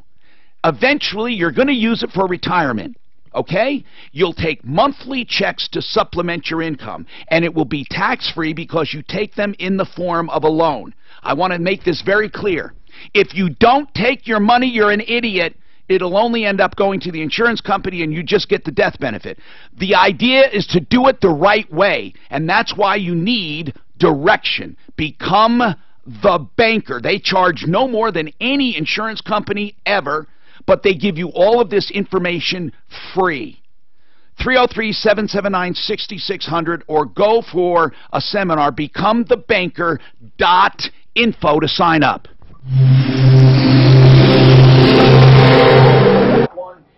And by the way, did you know, instinctively or not, that house thing I did on purpose long? Is it too late to get that one now? I'd love that one. Thanks.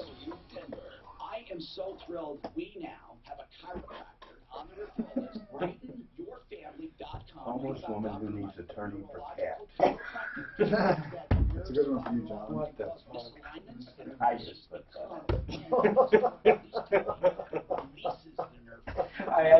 Did you do that? Oh, you son of a fuck. I love when you do shit like that. He does shit like that with me. Poor fucking John. He's like, holy shit. No, he pisses me off so much sometimes. I love it when he does it. Yeah. No, when his blood pressure runs back down. It makes me laugh because he does it so well, I don't ever fucking catch it. So far, I've never caught it. That would be the perfect call, though, you know? I figured he was just right for it. I thought you were going to go with that guy at the gym, you know, that lady that was, hey, you know that doctor down at Rose Medical Center, the one that, like, messed all those people up? Well, that's not the one that operated on that. Oh, that was the best. I remember that. Mark's like, you know that forest fire? Yeah, it didn't burn my house down. It was just crazy, man. Look at this. In stock. In stock, baby. I'm getting it ready. Don't get the crock pot. Oh, bullshit. I'm getting it. Is he getting the crock pot? I don't even know what size it is. One click, done. Wait a minute. Are there others? Oh, shit. You better unclick. No, I get to confirm. No, this is the one you want. 19 items. Here's the other thing you got to look at. Look at how many watts is the one you're getting. These are 900 or 1100. Go up to your. Okay, wait a minute. What is this? You just bought all of those. You bought one of each. No, I have to. I want to go up to your car. And they're not prime. I want to see what the hell's in my car because I got 19 things. We'll proceed to checkout. Oh, right here, cart. Today is the day you this is my fucking son. He drops little notes in there for you. Look at all his god. Gee, there's someone else that does that a lot when I log in. Wait a minute. How do I? Okay, I don't want to buy these. How do I buy this without ruining his wish list? How do I do that? You gotta wait to save for later. Oh, okay. And then every time you go back, it'll pop back up. No, I have to do that for him. Because, I mean, I don't mind buying these. He's really into this shit. God, that's funny as hell. Why do I have 84 things in my cart? You want to see a doctor about that.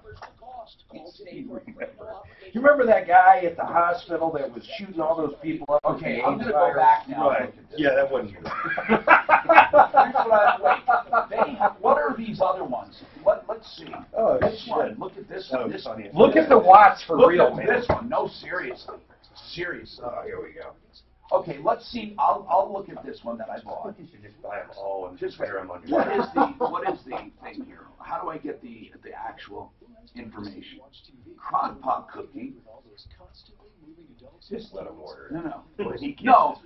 Sous vide cooking, crock pot cooking, slow cook. It's got everything. It does everything. But where do I find it? The info, the actual. Go back up. The actual. Generally, questions answered. No, there should just it's be probably specs. right there. I'm not going to buy it if there are no specs. There's no specs. Keep going down. Okay. Go up slightly. It's made in China. I'm sorry. Look in there. Now, usually you just go down. Yeah. Okay, keep going. Now he's looking at some weird Chinese one, man. Where? That's it. That's everything. That's it? That's it. There's no specs. You don't want that thing. No, not if they don't have specs. I don't. There's literally no specs on it. Oh, customer reviews. It ships from Beijing. This is my first. Look, it's got one. No, hold on. What is this font on your damn computer here? This thing makes me. It's a shame. My head spin. I don't know what's wrong with this. I mean, so far so good. Cooked chicken. You know what? Really, without knowing the specs, it would be terrible to do this. It's a crock pot. No. You probably already have one. It's got so They can help you with that consolidation. That just means you're cooking in a bag and Well, water. look at this, Mark. This one has this thing built in for any No, pot. this is just going to be the pot. No, it's this and this you're buying. These two things. Not for $10.97. You're buying. It's just the lid. Oh, just the lid for it. Okay, well that's not a bad idea. Okay, Get the setup I got. It's perfect. Same one John's got. Mark, I don't want to just get it until I look around. Where's contingency? I want to see this one. Look at this one. I'll be eating my first steak. Oh, stop. And he'll still Look, he'll be going back for your third round of steaks or something. Hi, Tom Martino here. Joe Lazzara, one of my favorite attorneys, I hope you never need. Criminal defense, and he is really passionate. I joke about you never needing a criminal defense attorney, and I hope you don't, seriously. Most of the stuff he handles you can prevent by simply getting a designated driver, Uber, Lyft, a designated driver, or simply get a handheld breathalyzer. They make some really good ones, and they're worth having. Joe Lazzara would be much more expensive than one of these handheld breathalyzers if you ever get caught. And I'm going to tell you something, though, seriously. He's a great attorney, and he'll give you personalized attention at a time of extreme trouble. 303-429-6200. 303-429-6200. Joe Lazzara. And he's on my referral list as well. And speaking of attorneys, I hope you never need. I always say that about John Fuller here today. So, John, when we talk about liability, it's something that people just don't fully grip. Responsibility must be, or liability, what are some of the elements in general for liability, in general? So in my cases, we're generally alleging negligence, right? And so negligence always what constitutes that? Negligence has four components: duty, breach, causation, and damages. Okay, it's very simple. Duty is that level of care that you're supposed to exercise in whatever it is you're doing, whether it's performing heart surgery or driving down the road. Right. Okay. Okay. So there's a duty. Then there's a duty, and then we have a breach of that duty. So when the duty said stop at the red light and you blew through the red light, you breached that duty. Okay. So very simple. Duty, breach. Now, causation like you're and supposed damages. to build something to code, and if you didn't, you breached it, it could cause a problem. Then right. what? So causation and damages are where people get hung up, because just like the gentleman at the fitness center, he's really upset about the way they handled the case, but that had nothing to do with the damage that he sustained. So it has to be causation. There's got to be that causal connection there All right. between what happened, you blowing through the red light, and your injuries. Now, we'll get to more of that as we go on. Cheryl, this shower thing, normally a shower leak, I would just tell people, get it fixed. What's going on? Are we talking about additional damage, or what can we help you with? Well, hi, Tom. Hi, Thank Cheryl. you so much for taking my call. How can we help you with this? Yeah, what happened is I wanted a shower. Yeah. I waited 5 years for it. Yeah. And I have a beautiful shower, really. I hired a company, and they seemed like they were going to be good. They said it would take 12 days. It took from 4/16 to 5/21. Now, was it good, though? The shower is good, but we took 2 showers. I took one, my roommate took one, and we were sitting in the family room the next day, and we looked up, and there's a round circle above our head on our family room ceiling. This is a home, right? It's a home. Okay. It sounds like it was probably the drain, because if it's... Well, we had 3 different contractors come out who Yes. specialize in kitchens and bathrooms. Yes. And they all said they spent time, running water, checking. They cannot determine where it's coming from. Well, so they've all said it's probably, and it's a beautiful shower, which didn't have glass. It's probably what? Let's finish the sentence. It's probably what? It's probably, they don't know. They cannot determine. They've done everything they can. I get It'll you. have to be completely regutted. All the tile taken out. Well, hold all on. the walls Cheryl, taken out. hang Yes. on. There Yes. are people with moisture detectors. There are people with all kinds of tools. Okay? For example, Yes. Fix-It 24/7 says that for $39, they're going to find a problem no matter how long it takes. For $39, so I take them at their word. I mean, that's what they say. Okay? But here's the deal. I remember I called Todd Terry, because he does weatherization, and it had nothing to do with what he does, but his machine was able to see through the walls different temperature variations, and we can tell where the water was. So here, I know that somehow we can find this, because we know that it's related to the shower, right? Right. Okay, Exactly. you didn't suddenly just spring a leak somewhere. Okay, so now, at the shower, you have 2 sources of leaks. One is fresh water coming in, and 2 is drained water going out. So here's how you test it. First of all, if it's dry enough where you would see a difference, I would poke a hole, by the way, with a bucket. I would poke a hole through the ceiling where that spot is, so there might be water. Oh, it's cut out. It's already cut out. Okay. Everyone, we've had pans. They've had buckets underneath it when they put water in the shower. What I would do is first isolate whether it's a drain or fresh water. I would make sure there's a bucket underneath. They said it was a drain. And I would take a bucket of water and put it down the drain, and that's how you tell. You don't run the And we water. did. Okay. We did. They all did that. So if it's a drain, I don't understand what they mean. They can't find it. The water, it's a walk-in shower because we can't have glass. My roommate has epilepsy. I don't care. Okay, so all right. it's all tile on the floor. It's a cement pan, and then tile on top of that, and then tile around it. All right. And they said it could be coming from the walls. It could be coming from behind the walls if it's not properly sealed or waterproof. It doesn't. I don't understand. Drains don't go behind the walls. Drains go into the floor. No, if the water's going behind the tile and coming down the wall and then eventually going into the drain. But it's coming from the drain. It's coming from the drain. Right, if you put a bucket of water into your shower pan, you will get a leak, right? We do have a leak, yes. Okay, so it's got to be along that pipe. Nowhere else. Along that pipe. So, I don't even understand what the hell they're saying. It's along that pipe. That's it. So now you have to figure out where along that pipe. Hold on a second. We have someone who's dying to weigh in on this. Go ahead, Keith. Okay. Keith, go ahead, hey, sir. Tom, good morning. So all she has to do, but other people are trying to say you need to rip it out. Right. Just put a test plug in the 2-inch drain, right? Fill it up. Now, if nothing else leaks, it's going to hold a little water. You know what I mean? Test that to make sure it's not any of the tile. Once there's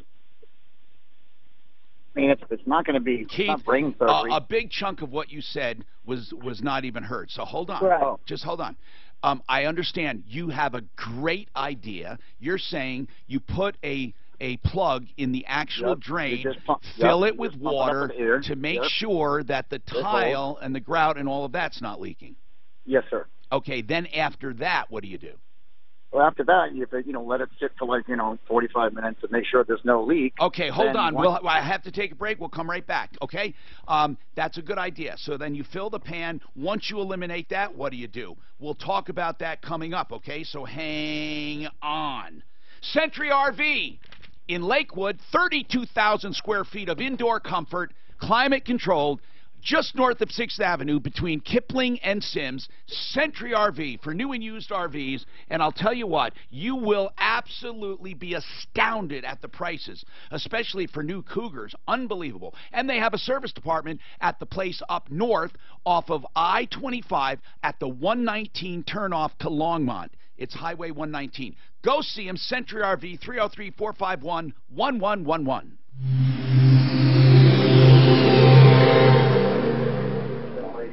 Okay.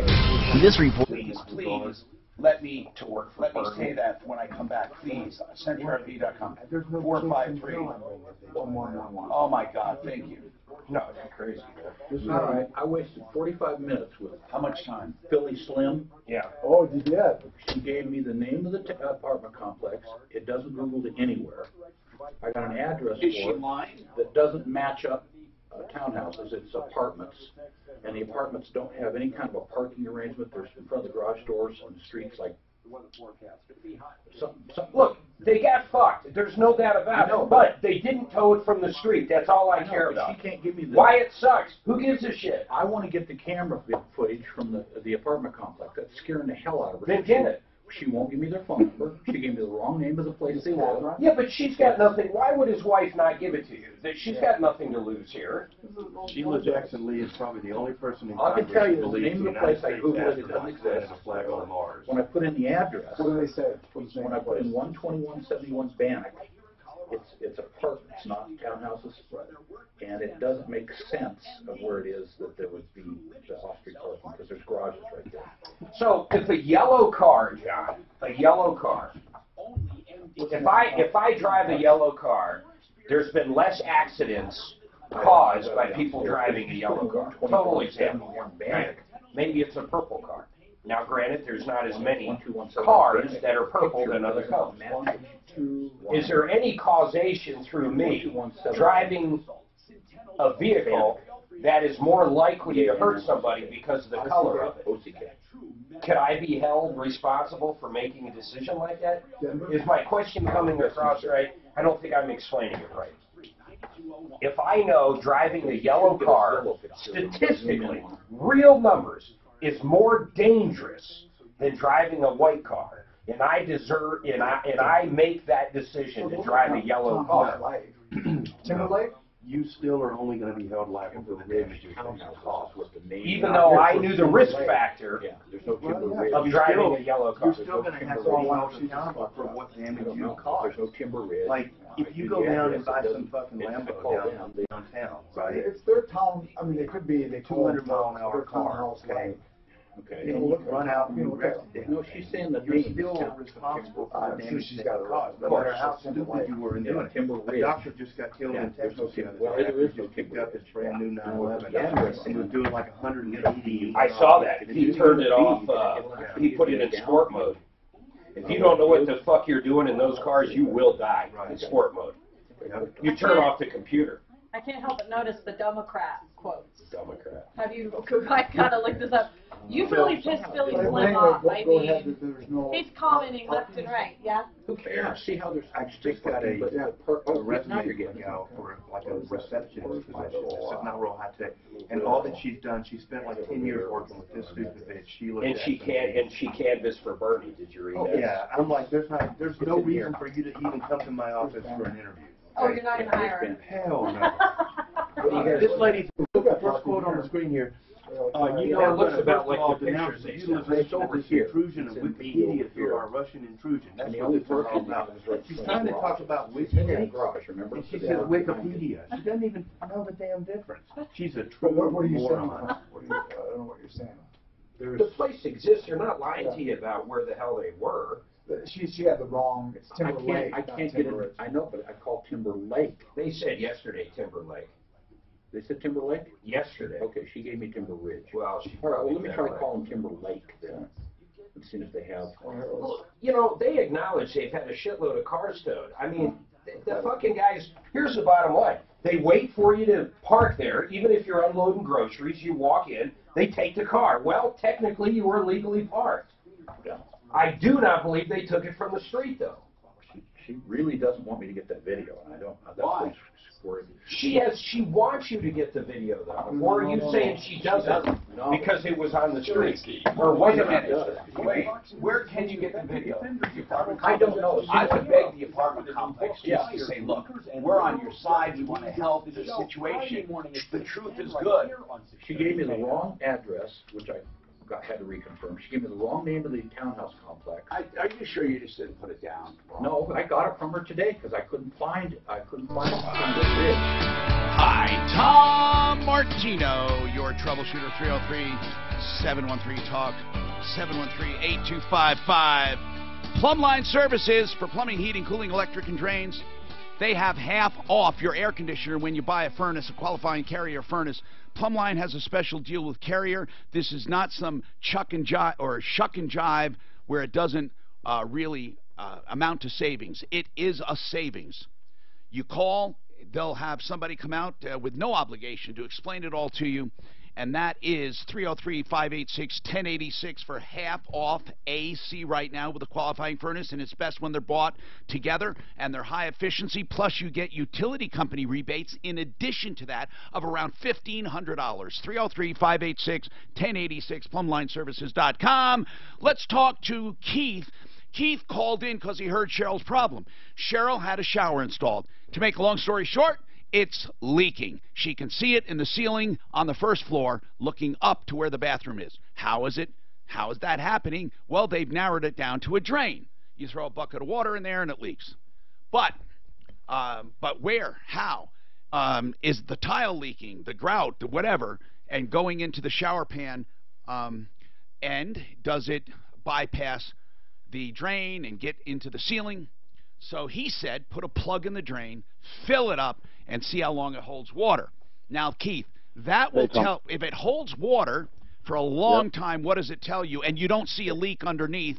That's just going to be the drain. It should be a 2-inch drain, but if there's a trough drain or, just a circle drain, sometimes but if I don't you know how sit long there, the shower is. If you sit there and it doesn't leak, then it tells you that the pan is not leaking.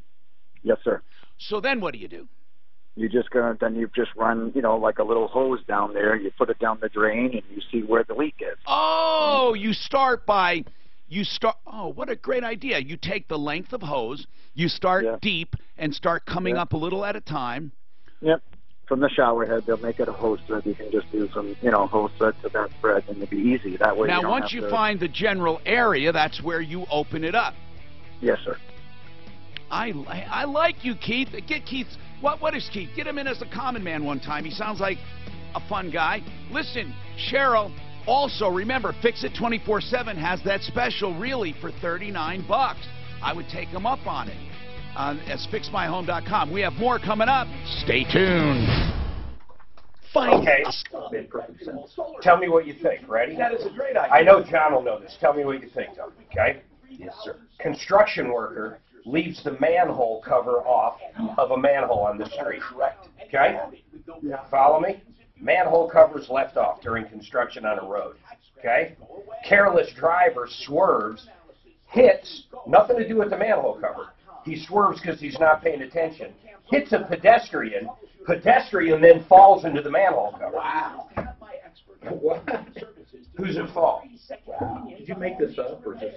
I would say, This is what I would read. yeah, if the additional fall into the manhole cover is increase the normal injury, they could somewhat be, well, hold on, no, it's a municipal thing, so they're not. Well, forget about that. I'm not playing that card. It's not, forget about it. So then let's say it's a private contract. There you go. And it's a private subdivision with a sewer. There you go. Okay, because that's the only time, but even subcontractors would be covered under the municipal act. So, okay, so let's say it's a private company working on a private sewer, they left the thing open, and I would say the accident caused damage.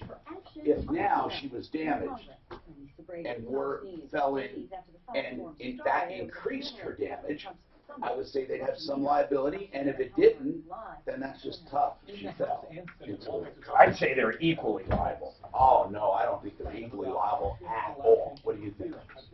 I just say it depends on how hard they got hit by the car. She got The barely pedestrian, listen, the reckless driver hurt the pedestrian. And actually, you could say, you take your victims as you find them, you could say the fact that there was an open manhole cover doesn't matter because the reckless No, but driver, most of the injuries occurred when they fell down the manhole cover. well then, okay, you just switched it now. Okay, if most of the injuries happened as a result, I would say the driver, under the premise that the driver is responsible. Let's say the person had the eggshell skull and had more damages because of that. Well, you take your victims. I would say you take your victims as you find them. Therefore, you found this victim near an open hole. I say they're equal. I don't know. What do you think? I assume both. No. You never asked me who you would fucking sue. You're right. That's the question. We know the attorney's going to say that. Okay, but that's not the question. Who do you think has more liability? I think that somebody falling in that hole is foreseeable. Yes. Okay? So I think that they'd be liable for leaving it open. I think that's an unfortunate consequence, but I think the driver's on the hook too. They're on the hook for everything But do that you follows think it's equal? their negligence. I don't think it's equal because she would have never fell in. Here's the attorney speaking. Yeah. Who's got the most insurance? That's why when I'm talking about strict liability, I think it's equal. But isn't it a good analysis, the eggshell, even though, I mean, that victim happens to be near an open hole? Well, I think that I don't think that's the analysis that gets you there. I think it's just that the open hole is foreseeable. It's a foreseeable consequence of you hitting that person that they could fall in a hole, right? And so that's why the driver is going to be on the hook for all the damages. But I think you could light up the construction company as well Now, for having if that dangerous driver, condition. if that pedestrian ran and scurried to get away and fell in, then I'd say it's more on the construction company. Okay. If the driver hit them and they fell in, Well, if you it's more on had the video driver. of the car But swerving. the driver still caused the person To run. Yeah, but you could argue that, hold on, you could argue that there was a choice in an escape route, but it was a hole that you could reasonably assume somebody could make that mistake and fall into. If she was hit and fell in, there was no choice. But either way, the car made that action. Yeah, but the car made less of the action if they evaded and not hit. Years ago, 3rd and Federal, an older guy was crossing the street. He used to walk over every day to get a newspaper or something. Mark ran over. It's weird thinking of that shit, though. And how about if someone left something at the bottom of the manhole cover they shouldn't have left at the bottom of the hole? So they get hit by the car, fall in the manhole cover, and get impaled on a fucking something they left down there. So was it still all the first driver because he bumped him? That's where I would start, yeah. Yeah, but the person who left somebody at the bottom of the manhole cover would not be liable. Yeah, that's true, because, I mean, unless You're not supposed to leave a manhole cover. unless they put a sword at the bottom But of the John, manhole cover. isn't it reasonable, though, to say that is a single cloud-integrated solution. sure you're not supposed to leave the manhole cover open, but the car, if it hit her and she fell into that hole, Barracuda's cloud or to the AWS. you know, he hit her and fell into the hole. The driver, if the driver says They wouldn't have it's been not as my injured. fault .com/backup. that she fell into the hole, if there wasn't a hole there, she would not have had as much damage. That's like saying, if I didn't have an eggshell skull, I wouldn't have as much damage. That's why I said that. And the other thing is, what if she was walking on a crutch because she was slightly, or a cane, and it was defective, and that the car hit her, and what normally would hold a normal person, the cane broke and did not perform in that circumstance. What would happen then? But in other words, then she lost her balance and fell in because the cane, under normal circumstances, a good one would have. I don't think you get out of jail free on that. No. The cane guy, though. Yeah. No, I know. Because it didn't do its job. Right. Hi, I'm Tom Martino, your troubleshooter. Welcome to the show. This hour brought to you by Colorado Tinnitus and Hearing Center. And it's something that you should really take seriously if you have a hearing loss or tinnitus. I'm a consumer advocate. I talk about things like this. That's what I love. Our commercials are every bit a part of our show, as our show is a part of our show. We love to make recommendations. We recover millions of dollars for people in cash, merchandise, exchanges, refunds, and services. We also make great referrals at referrals.com. Did I just, this noise on my, I can't stand that. No, I didn't get rid of the noise. When I sit on my, on that tile for my, if you have a tile to find things, the tile also makes a noise on your phone when if you click it. Okay, so anyway, I digress. Colorado Tinnitus and Hearing Center, great people, again, with free, no obligation test drives for hearing aids. Of course, you have to go get an evaluation and all that. If you have tinnitus or hearing loss, one or both, go to their new beautiful location, 3601 South Clarkson. It's on the second floor. First floor is that beautiful urgent care there. It's helpforringing.com, 303-534-0163, 534-0163. Also, a programming note, centuryrv.com. I gave the wrong number. It's 303-453-1111, 453-1111. Suzanne, what do you have going on?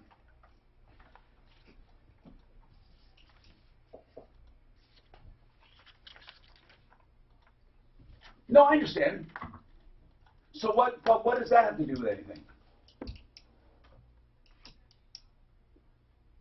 Oh, you know, you're right about that. Why didn't I even say that? Because you're right. Who's the remodeler? Okay. We should call them in. I mean, they should come out. That's kind of like a warranty thing. That's a good idea. John Fuller is our guest today. John Fuller, Fuller Law, personal injury attorney. Karen, is Karen the one who wanted information? No. Okay, Karen has, oh yeah, she had stem cell therapy done. In fact, she was so happy with the initial results, she actually went on Colorado and Company with Dr. Dean Jones to talk about how good it was. And yes, she did, right, Karen? She went on TV. And then a few months later, by the way, I had an initial improvement too in the beginning, and I had amniotic fluid done by Dr. Dean Jones, and then that improvement waned and went back to normal. But it's got nothing to do with representing yourself as stem cells. No matter what. And it's PRP or not even that. Yeah, so no matter what, I did not get stem cell therapy with Dr. Dean Jones at his place, which he changes the name now to get away, but it's the same guy. So what new information do you have, if any, on this topic? Well, I got a phone call yesterday from one of the owners of Surgenics, which is the product that I was actually injected with. Yeah. Spoke with him for about an hour. And he said you had living stem cells? He said that when their product leaves their lab, it is live stem cells. Oh, what a great well, of course. This is the whole point is that you cannot have living stem cells because they won't live after the amniotic fluid is harvested unless they are manipulated, which is against FDA guidelines. So they can, in good conscience, say that when it leaves here, it has stem cells. I could send out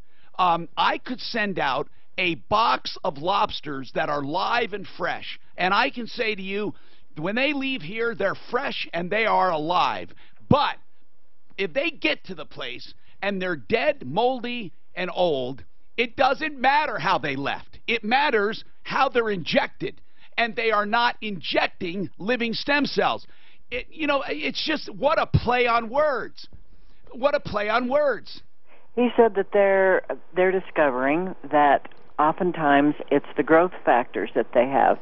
By the way, collagen, that is correct. Hyaluronic acid, that it may not even be the stem cells. Well, and it is they the don't stem have cells. a way to yet determine whether even live stem cells injected survive after they're injected. He's backtracking because he wants to tell you the benefits of the amniotic fluid. Let me be completely fair here, and I've done this before. Amniotic fluid does have incredible growth factors and other things that are beneficial. It does. I've never said it did not. That's why I got a slight improvement when they did it in my shoulder, or not my shoulder, in my back. The shoulder didn't get anything, but the back, it helped. Why? Because they do have living growth factors. But here's the point, okay? You're paying for stem cell therapy. You're not paying for growth factors. Exactly. Because you can get growth factors in a much less expensive procedure. You can also get some growth factors from supplements, okay? No one's disputing that it has some value, but it's not stem cell therapy. If Dr. Dean Jones, instead of lying, saying you're getting stem cell therapy, if he says you're getting amniotic fluid therapy loaded with growth factors... But he didn't even do a guided injection, from what I understand. No. He did to me, yes. Well, you call it guided, and that's the rub. That's another play. They have he had a portable machine, right? That little portable, what do you call it? Ultrasound. Ultrasound, sonar, right. And that little portable thing they hold on your skin while the nurse does the injection. Yes. Yeah, that's guided. Sure it is. It is guided. But when you see what a true guided injection is under the direction of an orthopedic surgeon, trust me when I tell you, calling that guided is a little weird, okay? That's a little weird. That's like taking a compass in an airplane in a storm in IFR instrument conditions saying you have guidance. You do have guidance, okay? You do, but it's technically correct. See, these guys are just a bunch of charlatans. Flim-flammers. They're snake oil salesmen. They are. They're just on the edge of telling the truth when it comes to growth factors and when it comes to guidance, but in substance, it is not. Nor will they turn over any of their magic sauce to get tested. Oh, yeah, yeah. You know, I'll challenge Dr. Gene Jones right now, $10,000. Put up your fluid. Put it up. Well, if you're just tuning in, that's going to sound weird. I'm going to put out that challenge, though, of that amniotic fluid, and let's do it. You know, there are a lot of them. It's not Dr. Gene Jones, okay? The reason he's with Stem Cell Institute of America, and they're a bunch of clowns, and they're the biggest offender. But I hope that the authorities become smarter on this. But Karen, I would like to get, if you could, did you get any contact information from this guy that I can call? Yes. Excellent. I'd be glad to share it. Good. Suzanne, I want to call this guy. Let's have an interview. Yeah. Let's put up the challenge to him, okay? You pop us some of your fluid, I'll have it checked. And then we'll see if there's living stem cells. 303-713-TALK. Now, Joe, welcome. Joe, welcome. Sorry for the wait. What's going on now? Your wife worked for a place, and how did she part from this place? She was discharged. Was she fired? Yes. Okay. And why was she fired? She sent an email. I mean the official reason. What was the excuse? Not that they need one. What was the excuse? She sent an email to the wrong person saying these people are a bunch of you know what. It was she was expressing an opinion, which is fine. You can express opinions, but sending it to the wrong person. Did the boss get her note saying he's an idiot? Kinda. Well, it went through the chain. Eventually, everybody knew about it. I understand, but she sent it originally, right? Yes. And she was talking about the boss, right? No, she was talking about a vendor for them. Okay. So, no, but she did disparage the vendor. She did. Okay. And he found out about it, got pissed, and fired her. Is that it in a nutshell? It is. Okay. Did she get... I'm asking this for a very specific reason. You may not think it has No, she did not. Get unemployment. She was denied. Okay, she was denied. So that meant that they thought she was fired for legitimate cause. Okay, now on with the problem. What's going on? She still works in the same field, in the same industry. Yeah? and all of these companies interrelate because it's affecting her. Industry it's in. It's affecting her. It's affecting her. Well, so somebody that works at her former employer left a message on my wife's boss line saying that Susan was a bad employee and she did this wrong and she hurt us this way and that way, and we will not work with her in any way, shape, or form. Now, do they say this officially? How do they say it? I have not heard the voice message yet, although I hope to. Now, what do you mean a voice message? They left this on a message to who? To my wife's current supervisor. boss. Okay, so why did the wife's supervisor get this message? Because the old company is still pissed. No, I mean, out of the blue, did this woman call and leave a message? No. Because they all have interconnecting business relationships. Joe, that didn't answer the question. All of a sudden, there's a recording. Why? What initiated this recording? My wife called her former employer and said, "We need this information." And what information was this? Some third party? What kind of information? About her or just information in general? Information in general about personnel. Okay. She said, we need this information. And then they called back and said, oh, this information you need, whatever. And by the way, the woman who called, we wouldn't have working for us. Is it something like that? I mean, they returned her call with a message. They called back to my wife's current employer, but asked to speak to her supervisor instead of my wife, and said she damaged us in this way and that way, and we will not work with her. You'll have to assign somebody else to work with us. Okay. I understand this problem explicitly, and we're going to address it coming right up. Absolutely address it. You did a good job explaining it. Hold on. And we will talk about it. Cam Solar is doing solar evaluations free of charge of your lot. If you're wondering what efficiency your lot will produce based on the roof line and based on its location, you can tell to a certainty, to a point where it would be guaranteed for 20 years. To get your free performance guarantee or your free performance estimate first, you have to go to the website Cam Solar, and I'll tell you how to get there. And when you go there, you fill out the information. There is no obligation, and it's a free analysis. Once you get the free analysis, you get a bumper-to-bumper warranty if you decide to buy, along with a performance guarantee. Go camsolar.com.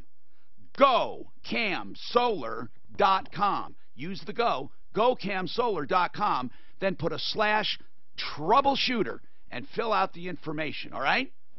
You know, so many times you hear people call this show, and like with John Fuller they call, and they have a myth about personal injury. Hey, I heard that if you're driving a car and this happens, that happens. You also hear that in all kinds of law, in bankruptcy law and all kinds of law. There are people that think they know something, especially with tenant-landlord law.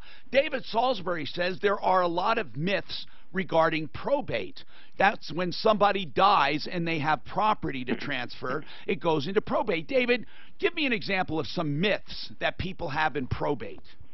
Well, they think that you have to go to court and that the procedure to set it up takes a long time, and neither of those are true in most circumstances. We have what is called informal probate, which means a series of forms have to be filled out, filed with the court. If there's a will, you have to give the original will to the court.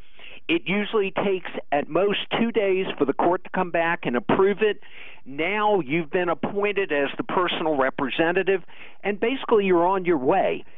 In this state, you don't have to go back to the court every time you want to do something. There are states where if you want to sell a house that's in the estate, you have to approach the court about getting a realtor or the price. Not in this state. And if it's a simple kind of probate, it shouldn't take more than 6 months maximum. So don't fear probate. Right. Not that you want to go through probate, Right. but don't fear it, because it's a relatively simple procedure here in Colorado. And if you do want to avoid it, or you want to do other things, David can help you with that, with estate planning. 720-493-3911. Always complimentary consultations. 720-493-3911. This report is brought to you by Jersey Mike Subs. As the lunch hour gets underway on this Thursday, delays on the highways and the typical spots across town. Northbound I-35 coming out of the tech center. So that employer could be sued, the former employer could be sued, because they cannot disparage a former employee like that, right? We'll see. I mean, I thought that's how way they work. That's why you know, when you write, they ask for recommendation. They can only tell you work from here to there.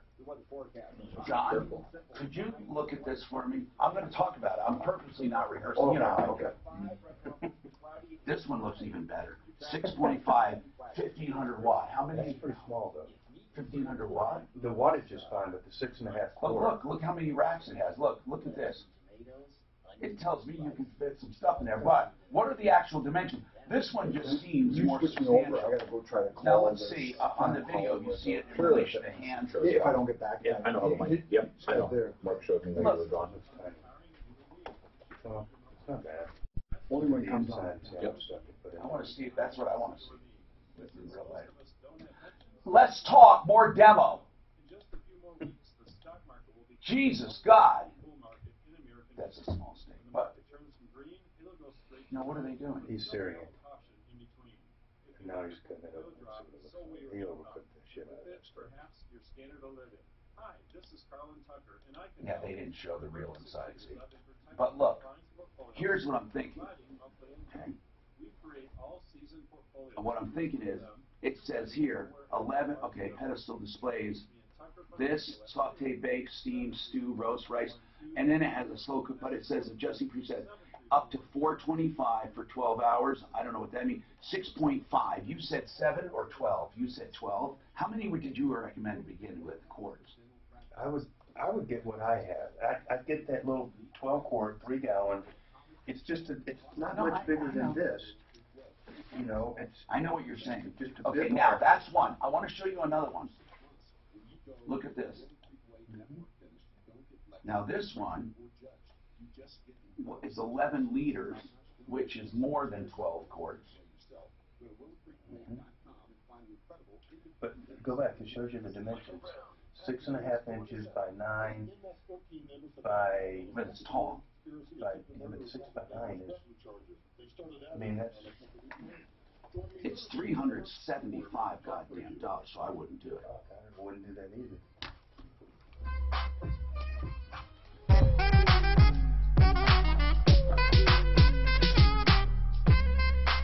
Frank Duran, therealestateman.com for all your real estate needs, whether you're buying or selling. You hear me say this? And I mean it. Not one negative review ever. Not one complaint ever.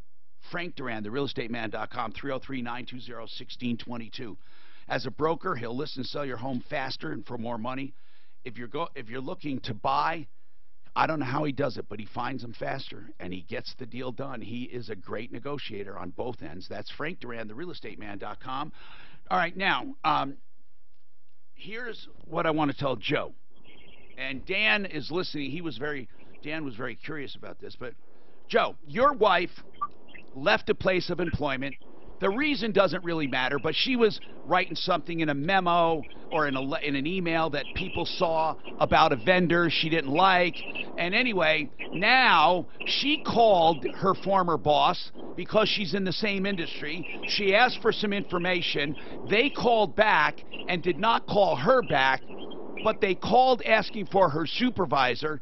And when her supervisor answers, they says, by the way, that woman, bad news, man. She did this and this and this to us, and we wouldn't hire her. Okay, is that it in a nutshell? Well, it was nothing about, no, she's already employed. They didn't say that's what I just said. She called and said to the guy, she was at her place of employment, and she called to get some information because she's still in the business, and the guy called back and talked to her supervisor and said some disparaging things about her. I understand that. She wasn't, they didn't say we're not going to hire her now because she's applying for a job. They, in essence, said we wouldn't have her working for us. They said she's bad news.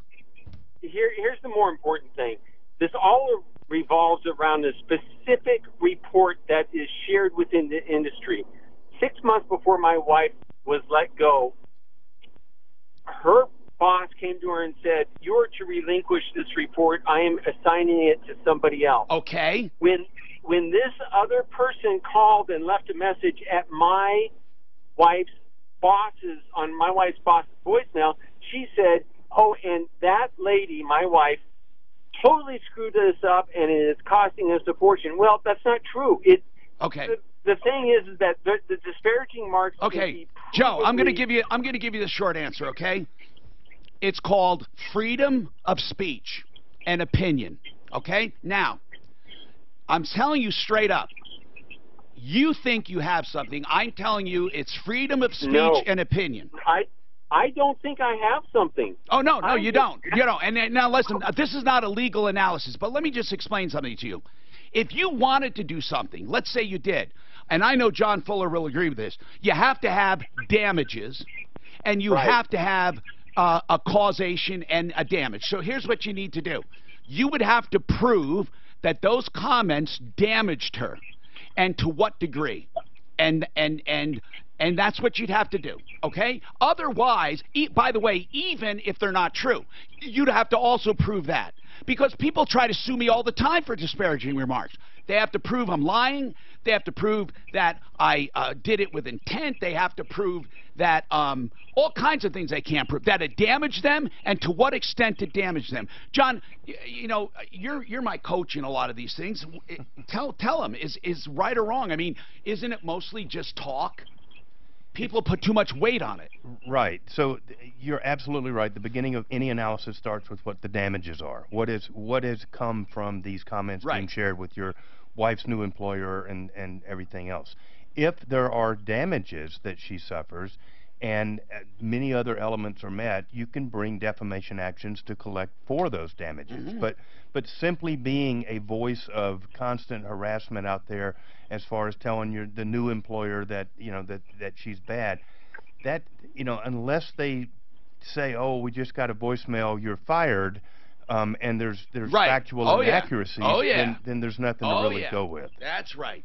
But there's a fallacy or a myth out there that former bosses can't disparage you. They can disparage the hell out of you. In fact, they can say, "We would never hire this person." They could say, "If it was me, I wouldn't hire them." They could say they did a terrible job.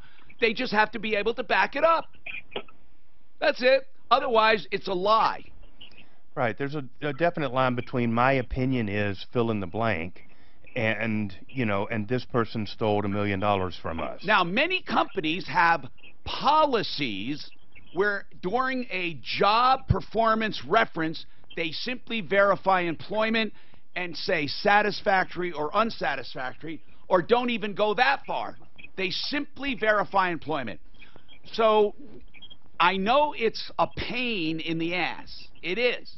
But it's not really actionable.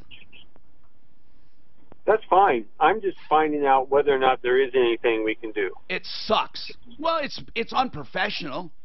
It is. Totally. So, and by the way, it could rise to a level of emotional distress. It really could, if those were cutting remarks and her boss let her hear them. And believe it or not, the courts will take something like that. I berated a guy who I said was a waste of skin, and a bag of water and a waste of skin, because he's just a loser, and he sued me. He literally sued me for it, for emotional distress. Now, on the surface, that looks like just somebody's pissed off, and they are. But you know what? If you intentionally inflict emotional distress, it's actionable, right, John? Yeah, absolutely. But again, we have to have damages from it. So, yeah. You know, you can't just have your feelings hurt. Yeah, and this guy was so damaged anyway, it was pretty hard to damage him. But seriously now, you have a big uphill battle. The best thing would be just a simple letter from her saying, I'd appreciate it if you don't say stuff about me like this. It's not going to do any good. No good is going to come from it. That's what I would do. I would just address it straight on. Well, that also has the benefit Susan. of establishing a paper trail for you of down the road if this thing continues or gets worse. Hi, Susan. You have a question about your credit score. I do. I want to close my accounts that I have with U.S. Bank, and I was wondering what effect this will have on my credit score. If you close savings accounts, I don't think it has any effect. Well, I'm going to close a checking, a savings. Let's find out. A line of credit and a U.S. Bank Flex Perks card. Suzanne, could you call Craig Becker over at Ideal Home Loans? He is their credit specialist. I'm sure that they don't mind him answering a question. He doesn't have to come on the air. But if closing, I don't think they do, but why don't you hold on? We'll try to get you an answer. 303-713-TALK, 713-8255. Jim, what do you need, Jim? I have a alarm system. And in my home, it's hardwired. You mean burglary or do you mean fire? Burglar alarm. Okay, is it a fire alarm as well? No. Okay.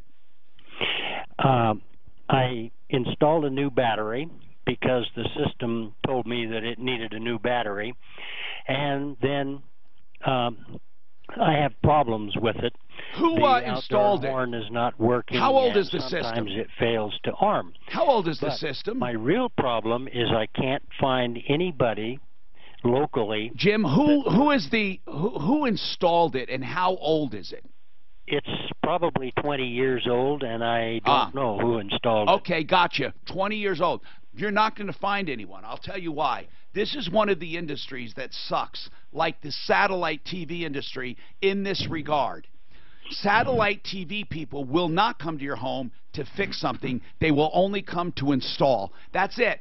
There are no repair people for satellite problems. No repair people at all. Now, they tell you there are, and at the company you will find them directly, but you have to wait and wait and wait and wait. Same thing with alarms. They won't come out unless it's their system, especially if it's their system. And on an old one, more than 10 years old, they will, without exception, always require a new system. So you're out of luck. You're not going to find anyone. Now, what you need is a smart person who just tinkers. That's what you really need, because you're not going to get an alarm company. They won't do it. Now, on the off chance that there's a company that may do it because, hey, maybe we'll use this guy in the future, you know, like maybe he'll be a customer in the future. That might happen. Like I would try the Security Central, our people, you know, we love them. And have you tried Security Central? No. Okay, they're on our referral list, and they are great people. But you know what's good about them? They're honest enough to say, you know what, here's why we won't do it. And so, or they might say, here's what you do. Security Central would be my first choice. And you can even talk to the owner over there, but they're good people over at Security Central. We have, I'm trying to get his number. Oh, let's see. Well, I have a book with your referral list on it. Yeah. In it. Yeah. Oh, yeah, here it is. It's 303-721-0111. We don't publish a book, so I don't know what referral list you have. And the reason we don't publish is because people that are published sometimes can use that in the future when they're no longer a member. So we don't believe in a printed book. You go to referrallist.com. But anyway, Security Central, they're great people. 303-721-0111. They're so good that if they can't do it, they might even allow one of their technicians to maybe do it on his own time sometime. They're that good if you just talk to them. Okay? So we're going to try to get an answer for credit scores. What happens when you close one of those accounts? Does it affect your score if you close a savings account or a checking account? I never thought of that. One Clear Choice Garage Doors. Now, this is a place you'll never think of. Why? Because usually garage doors go up and down and up and down and up and down. You only notice them when something goes wrong. Well, you know, that's usually too late to fix something cheaply. That means a spring broke or something happened. But you call, in that case, of course, One Clear Choice Doors. OneClearChoiceDoors.com. Better yet, you can get a checkup, and time permitting, of course, in between paid customers, they will do a free inspection, tune-up, safety adjustments, hinge bolt tightening, and lubrication for Martino listeners only. If you call them and say, I'd like that Martino special, they'll do it, and they just want to be your garage door company. Or you can get an opener installed for as little as $333 with Wi-Fi capabilities.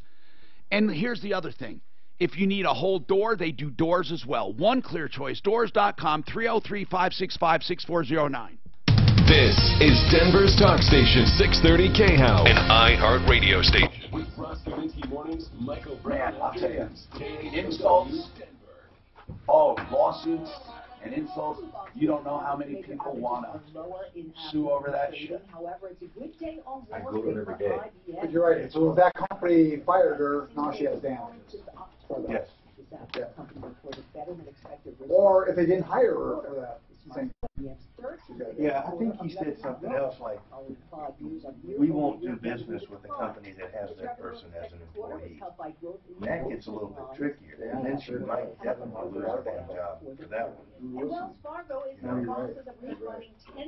So really, they were almost telling her, you better fire her, or we're done. Right. Yeah, I don't think Tom heard that part. You might want to. He don't listen to shit.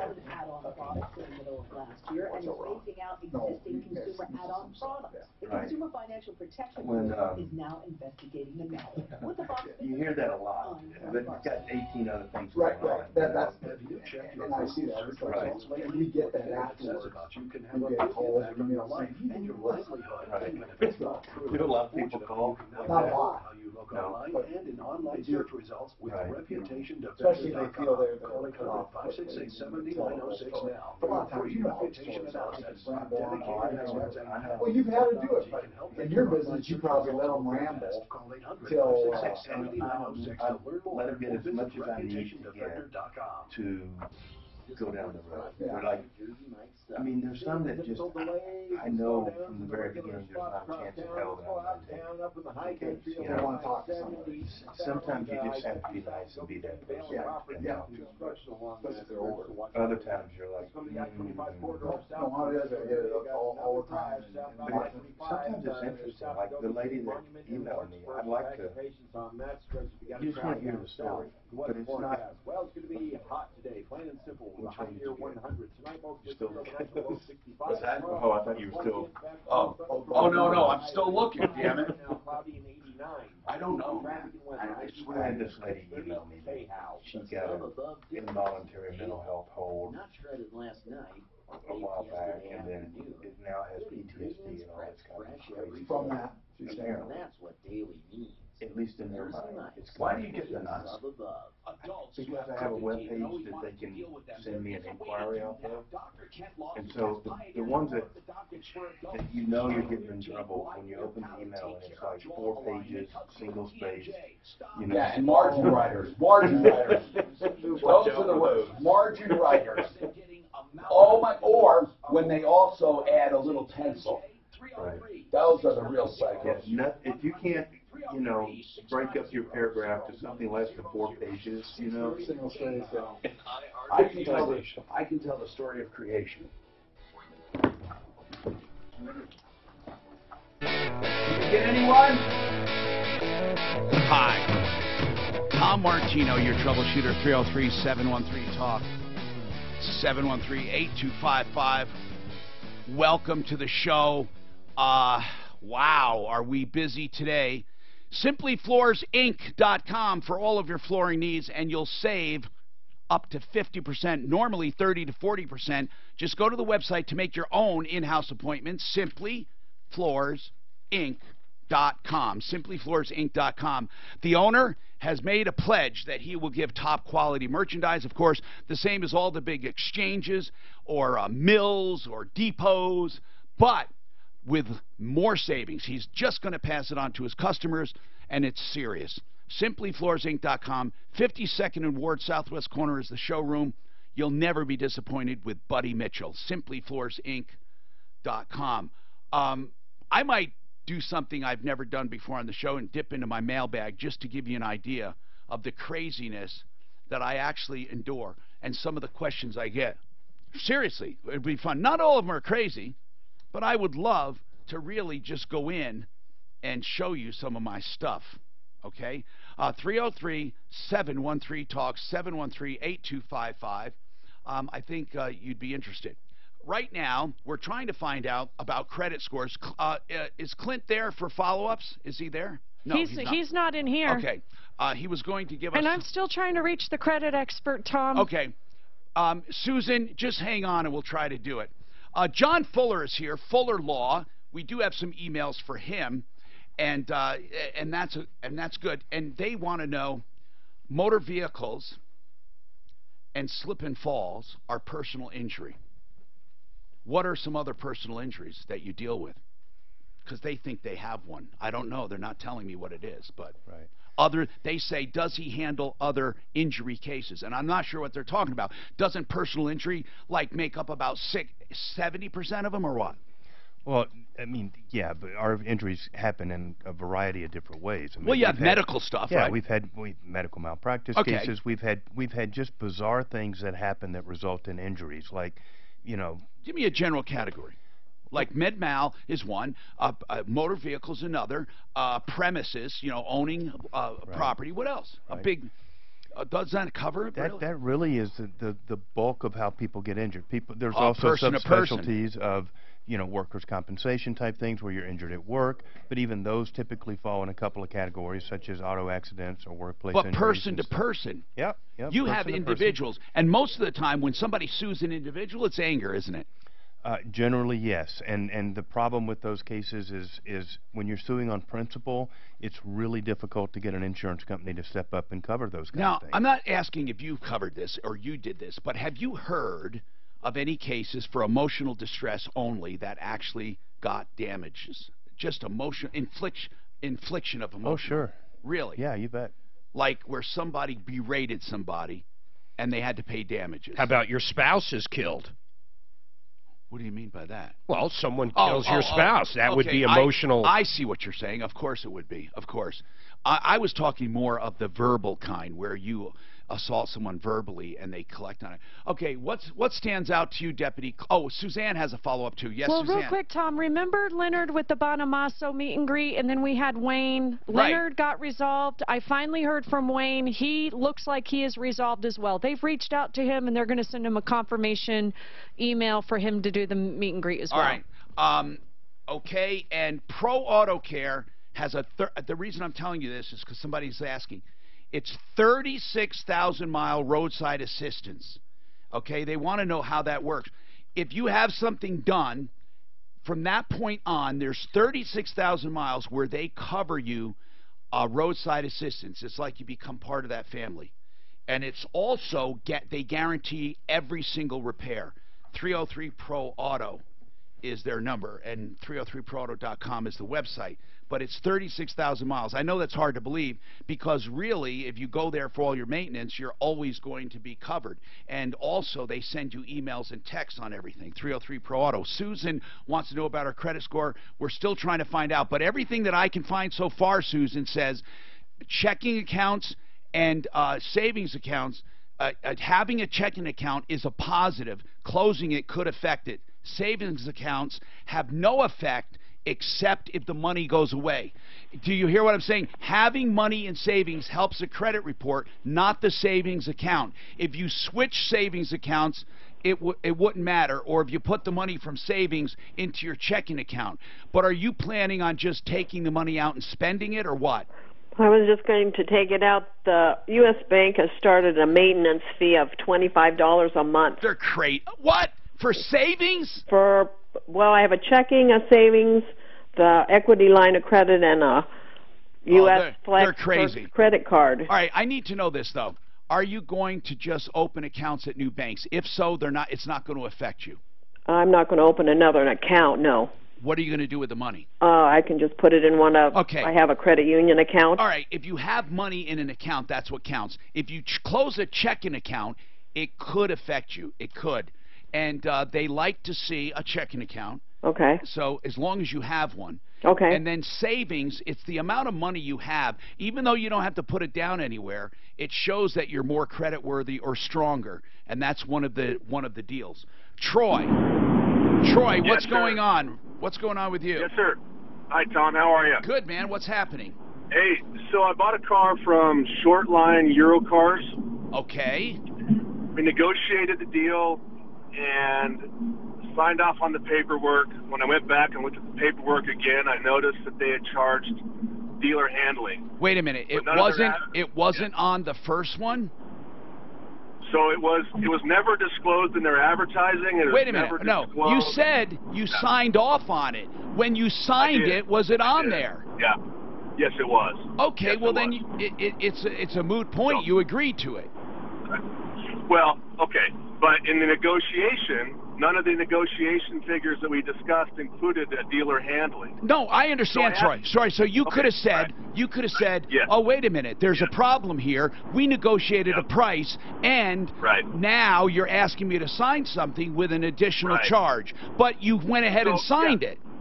I did. So I did. Okay. And then I went ahead and I called the agent back, or the salesman. He's like, oh, yeah, we don't charge that. You got to come back in and recontract. Okay. I said, what does that mean? He's like, well, you got to come in and redo the deal. I said, well, just send me the money back. If you don't charge it, just give me a check. Wait a minute. He's like, so you already closed on the deal and took the car? Oh yeah. I have the car, and there's actually another issue with the car too. But the first issue was the dealer handling fee, and they said they would give it back. So my feeling is that either they charge dealer handling or they don't, right? As no, a dealership, that's not true. That's not true at all. They can charge it if they want, and they don't have to charge it, and they can charge it to some customers, and they don't have to charge it to repeat customers. There's no requirement. Oh, okay, all right, fair enough. Why? Fair What enough. was But where were you going with the discussion? I'm not sure. Well, my understanding was the dealer, if they're going to advertise a vehicle for sale, they have to include dealer handling. It has to say there's a disclaimer, and it has to say D&H and also other things like taxes. Yes, there is a disclaimer. You're correct. Okay.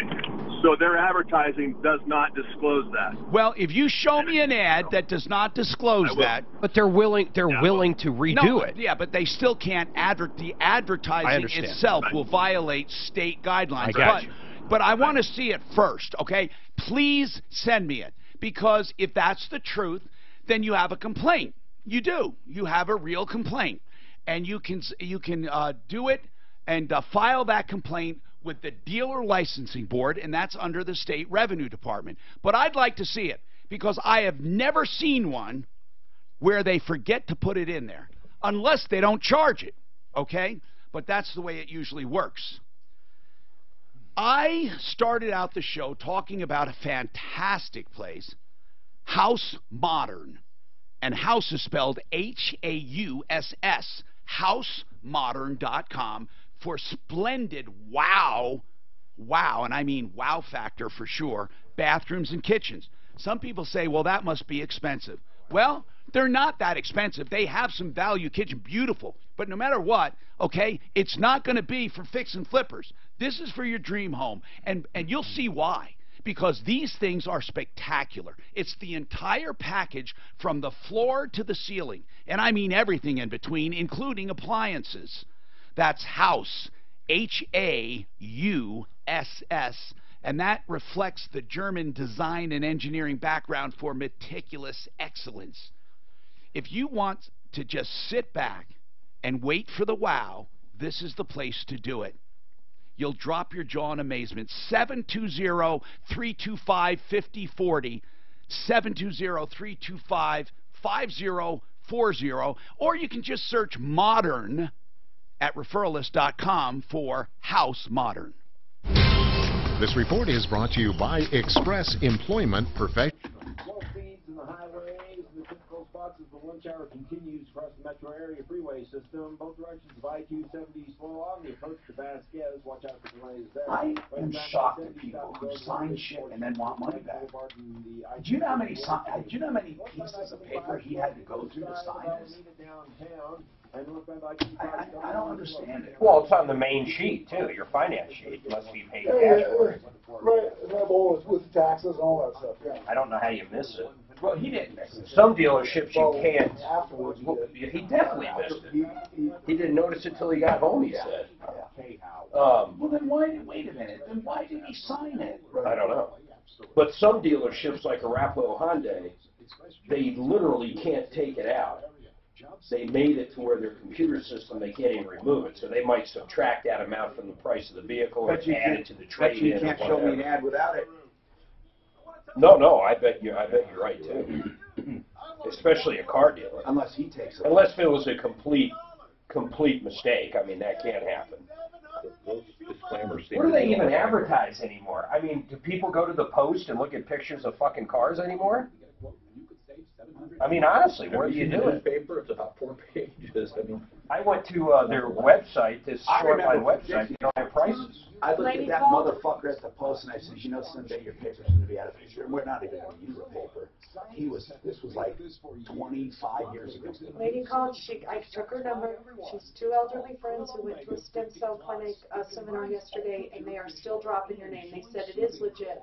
We injected Tom Martino. We don't know what he's talking about when he says it's not legit on the air, blah, blah, blah, blah, blah. So I took her We were going to do it right here. We're online, so watch it. Turn it off. Turn it off.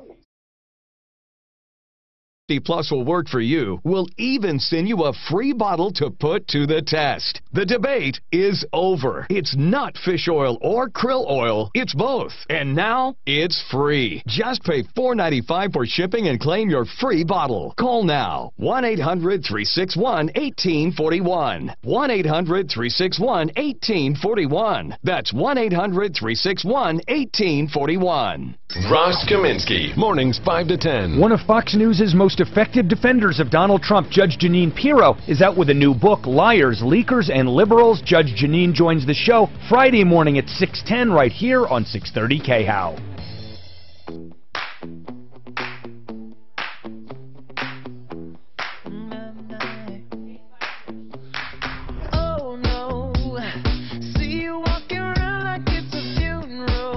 Hi, Tom Martino, your troubleshooter. 303-713-TALK, 303-713-8255. Welcome to the only show of its kind anywhere in the universe. Okay, so approval reverse is a different kind of mortgage.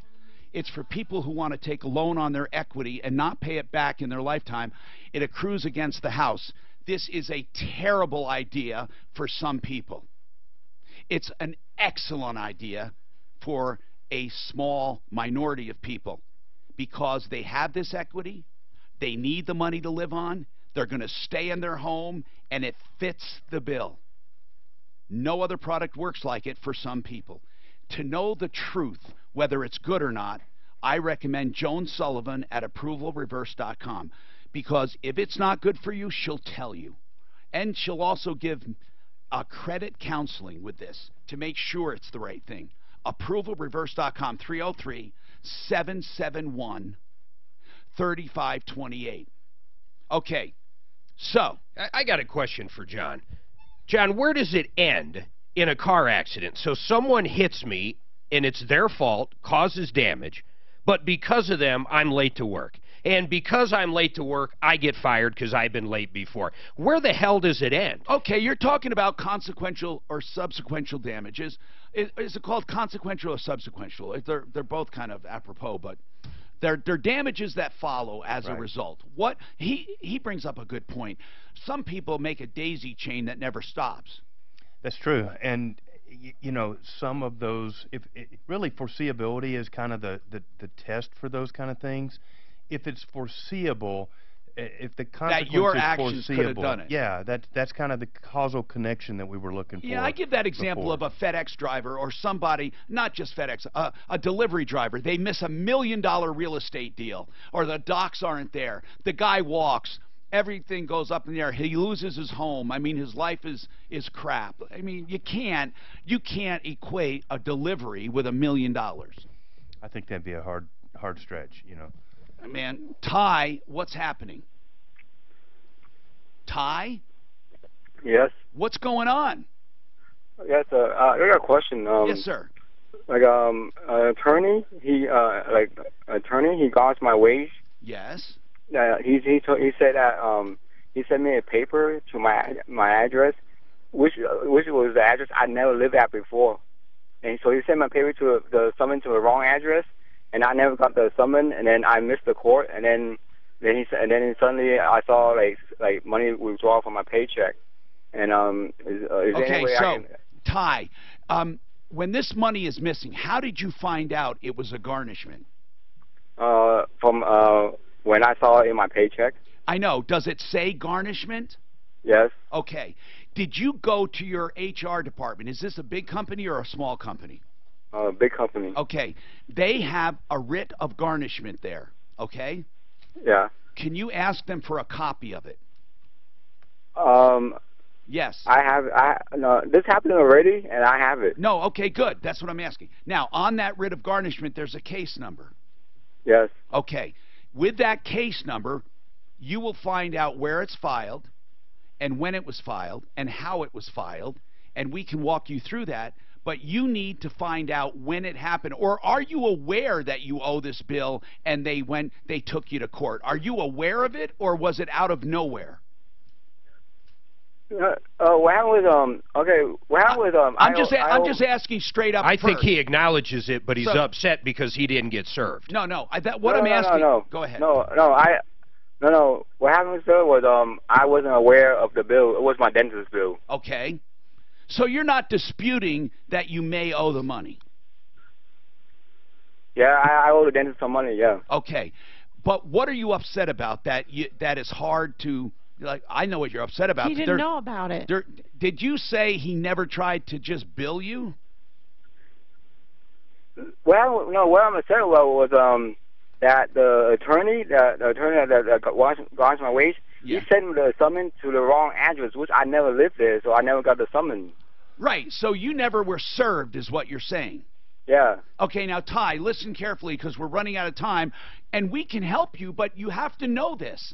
That if you owe the money, all that would happen if you proved he did not serve you properly is just delay it. It will still happen. It will have no effect on the money you owe. In other words, a lot of people fight and fight and fight, and it's not worth it because they do owe the money, and all it is a paperwork shuffle, and the garnishment's right back again. So I wouldn't waste my time fighting that way. I would rather contact the guy and try to make some kind of an arrangement. No. So, let me tell you exactly the numbers. Okay, I owe the dentist like $70 for some checkup. Okay. And the guy took like $800 from my paycheck. That's right, and that's exactly what they do. Attorney's fees and interest and all of that. I know it sounds unfair, Ty, but they're allowed to do it. Now, the only thing we could get removed is if it's inaccurate. Suzanne, get Ty's number. Let's get him back on and try to get him some legal help tomorrow. I'm Tom Martino. John Fuller, Fuller Law. Don't forget him, 303-597-4500. His website, personalinjuryco.com. You can also find him with the best of the best at referralist.com. Sometimes good people find themselves on the wrong side of the law. Give him his home number. No, it's sad, man. I mean, people don't realize 70 will turn into 800. The worst ones, though, you go to garnish someone and they don't work for anybody. Then you just got bad paper. It goes nowhere. But if they send it to the wrong address and stuff? How isn't that a... Yeah, that's exactly what Tom said. Technically, what's going to happen, if they agree it was a wrong address, they might even refund what they've taken out, but they're going to serve them right there and then, and then the whole thing starts over. And he's going to have more interest. We had this one stupid motherfucker that owed tons of people money that I went after. And he was up at Cripple Creek or whatever the hell our gambling town is. He wins a jackpot at one of the lottery things. That's right there. And he already had a written garnishment, was sending people like $10 a month or whatever. He's like, he's a selfie, you know. Oh my God. He puts it on his social media. And those fucking people contacted me. We had that money in no time.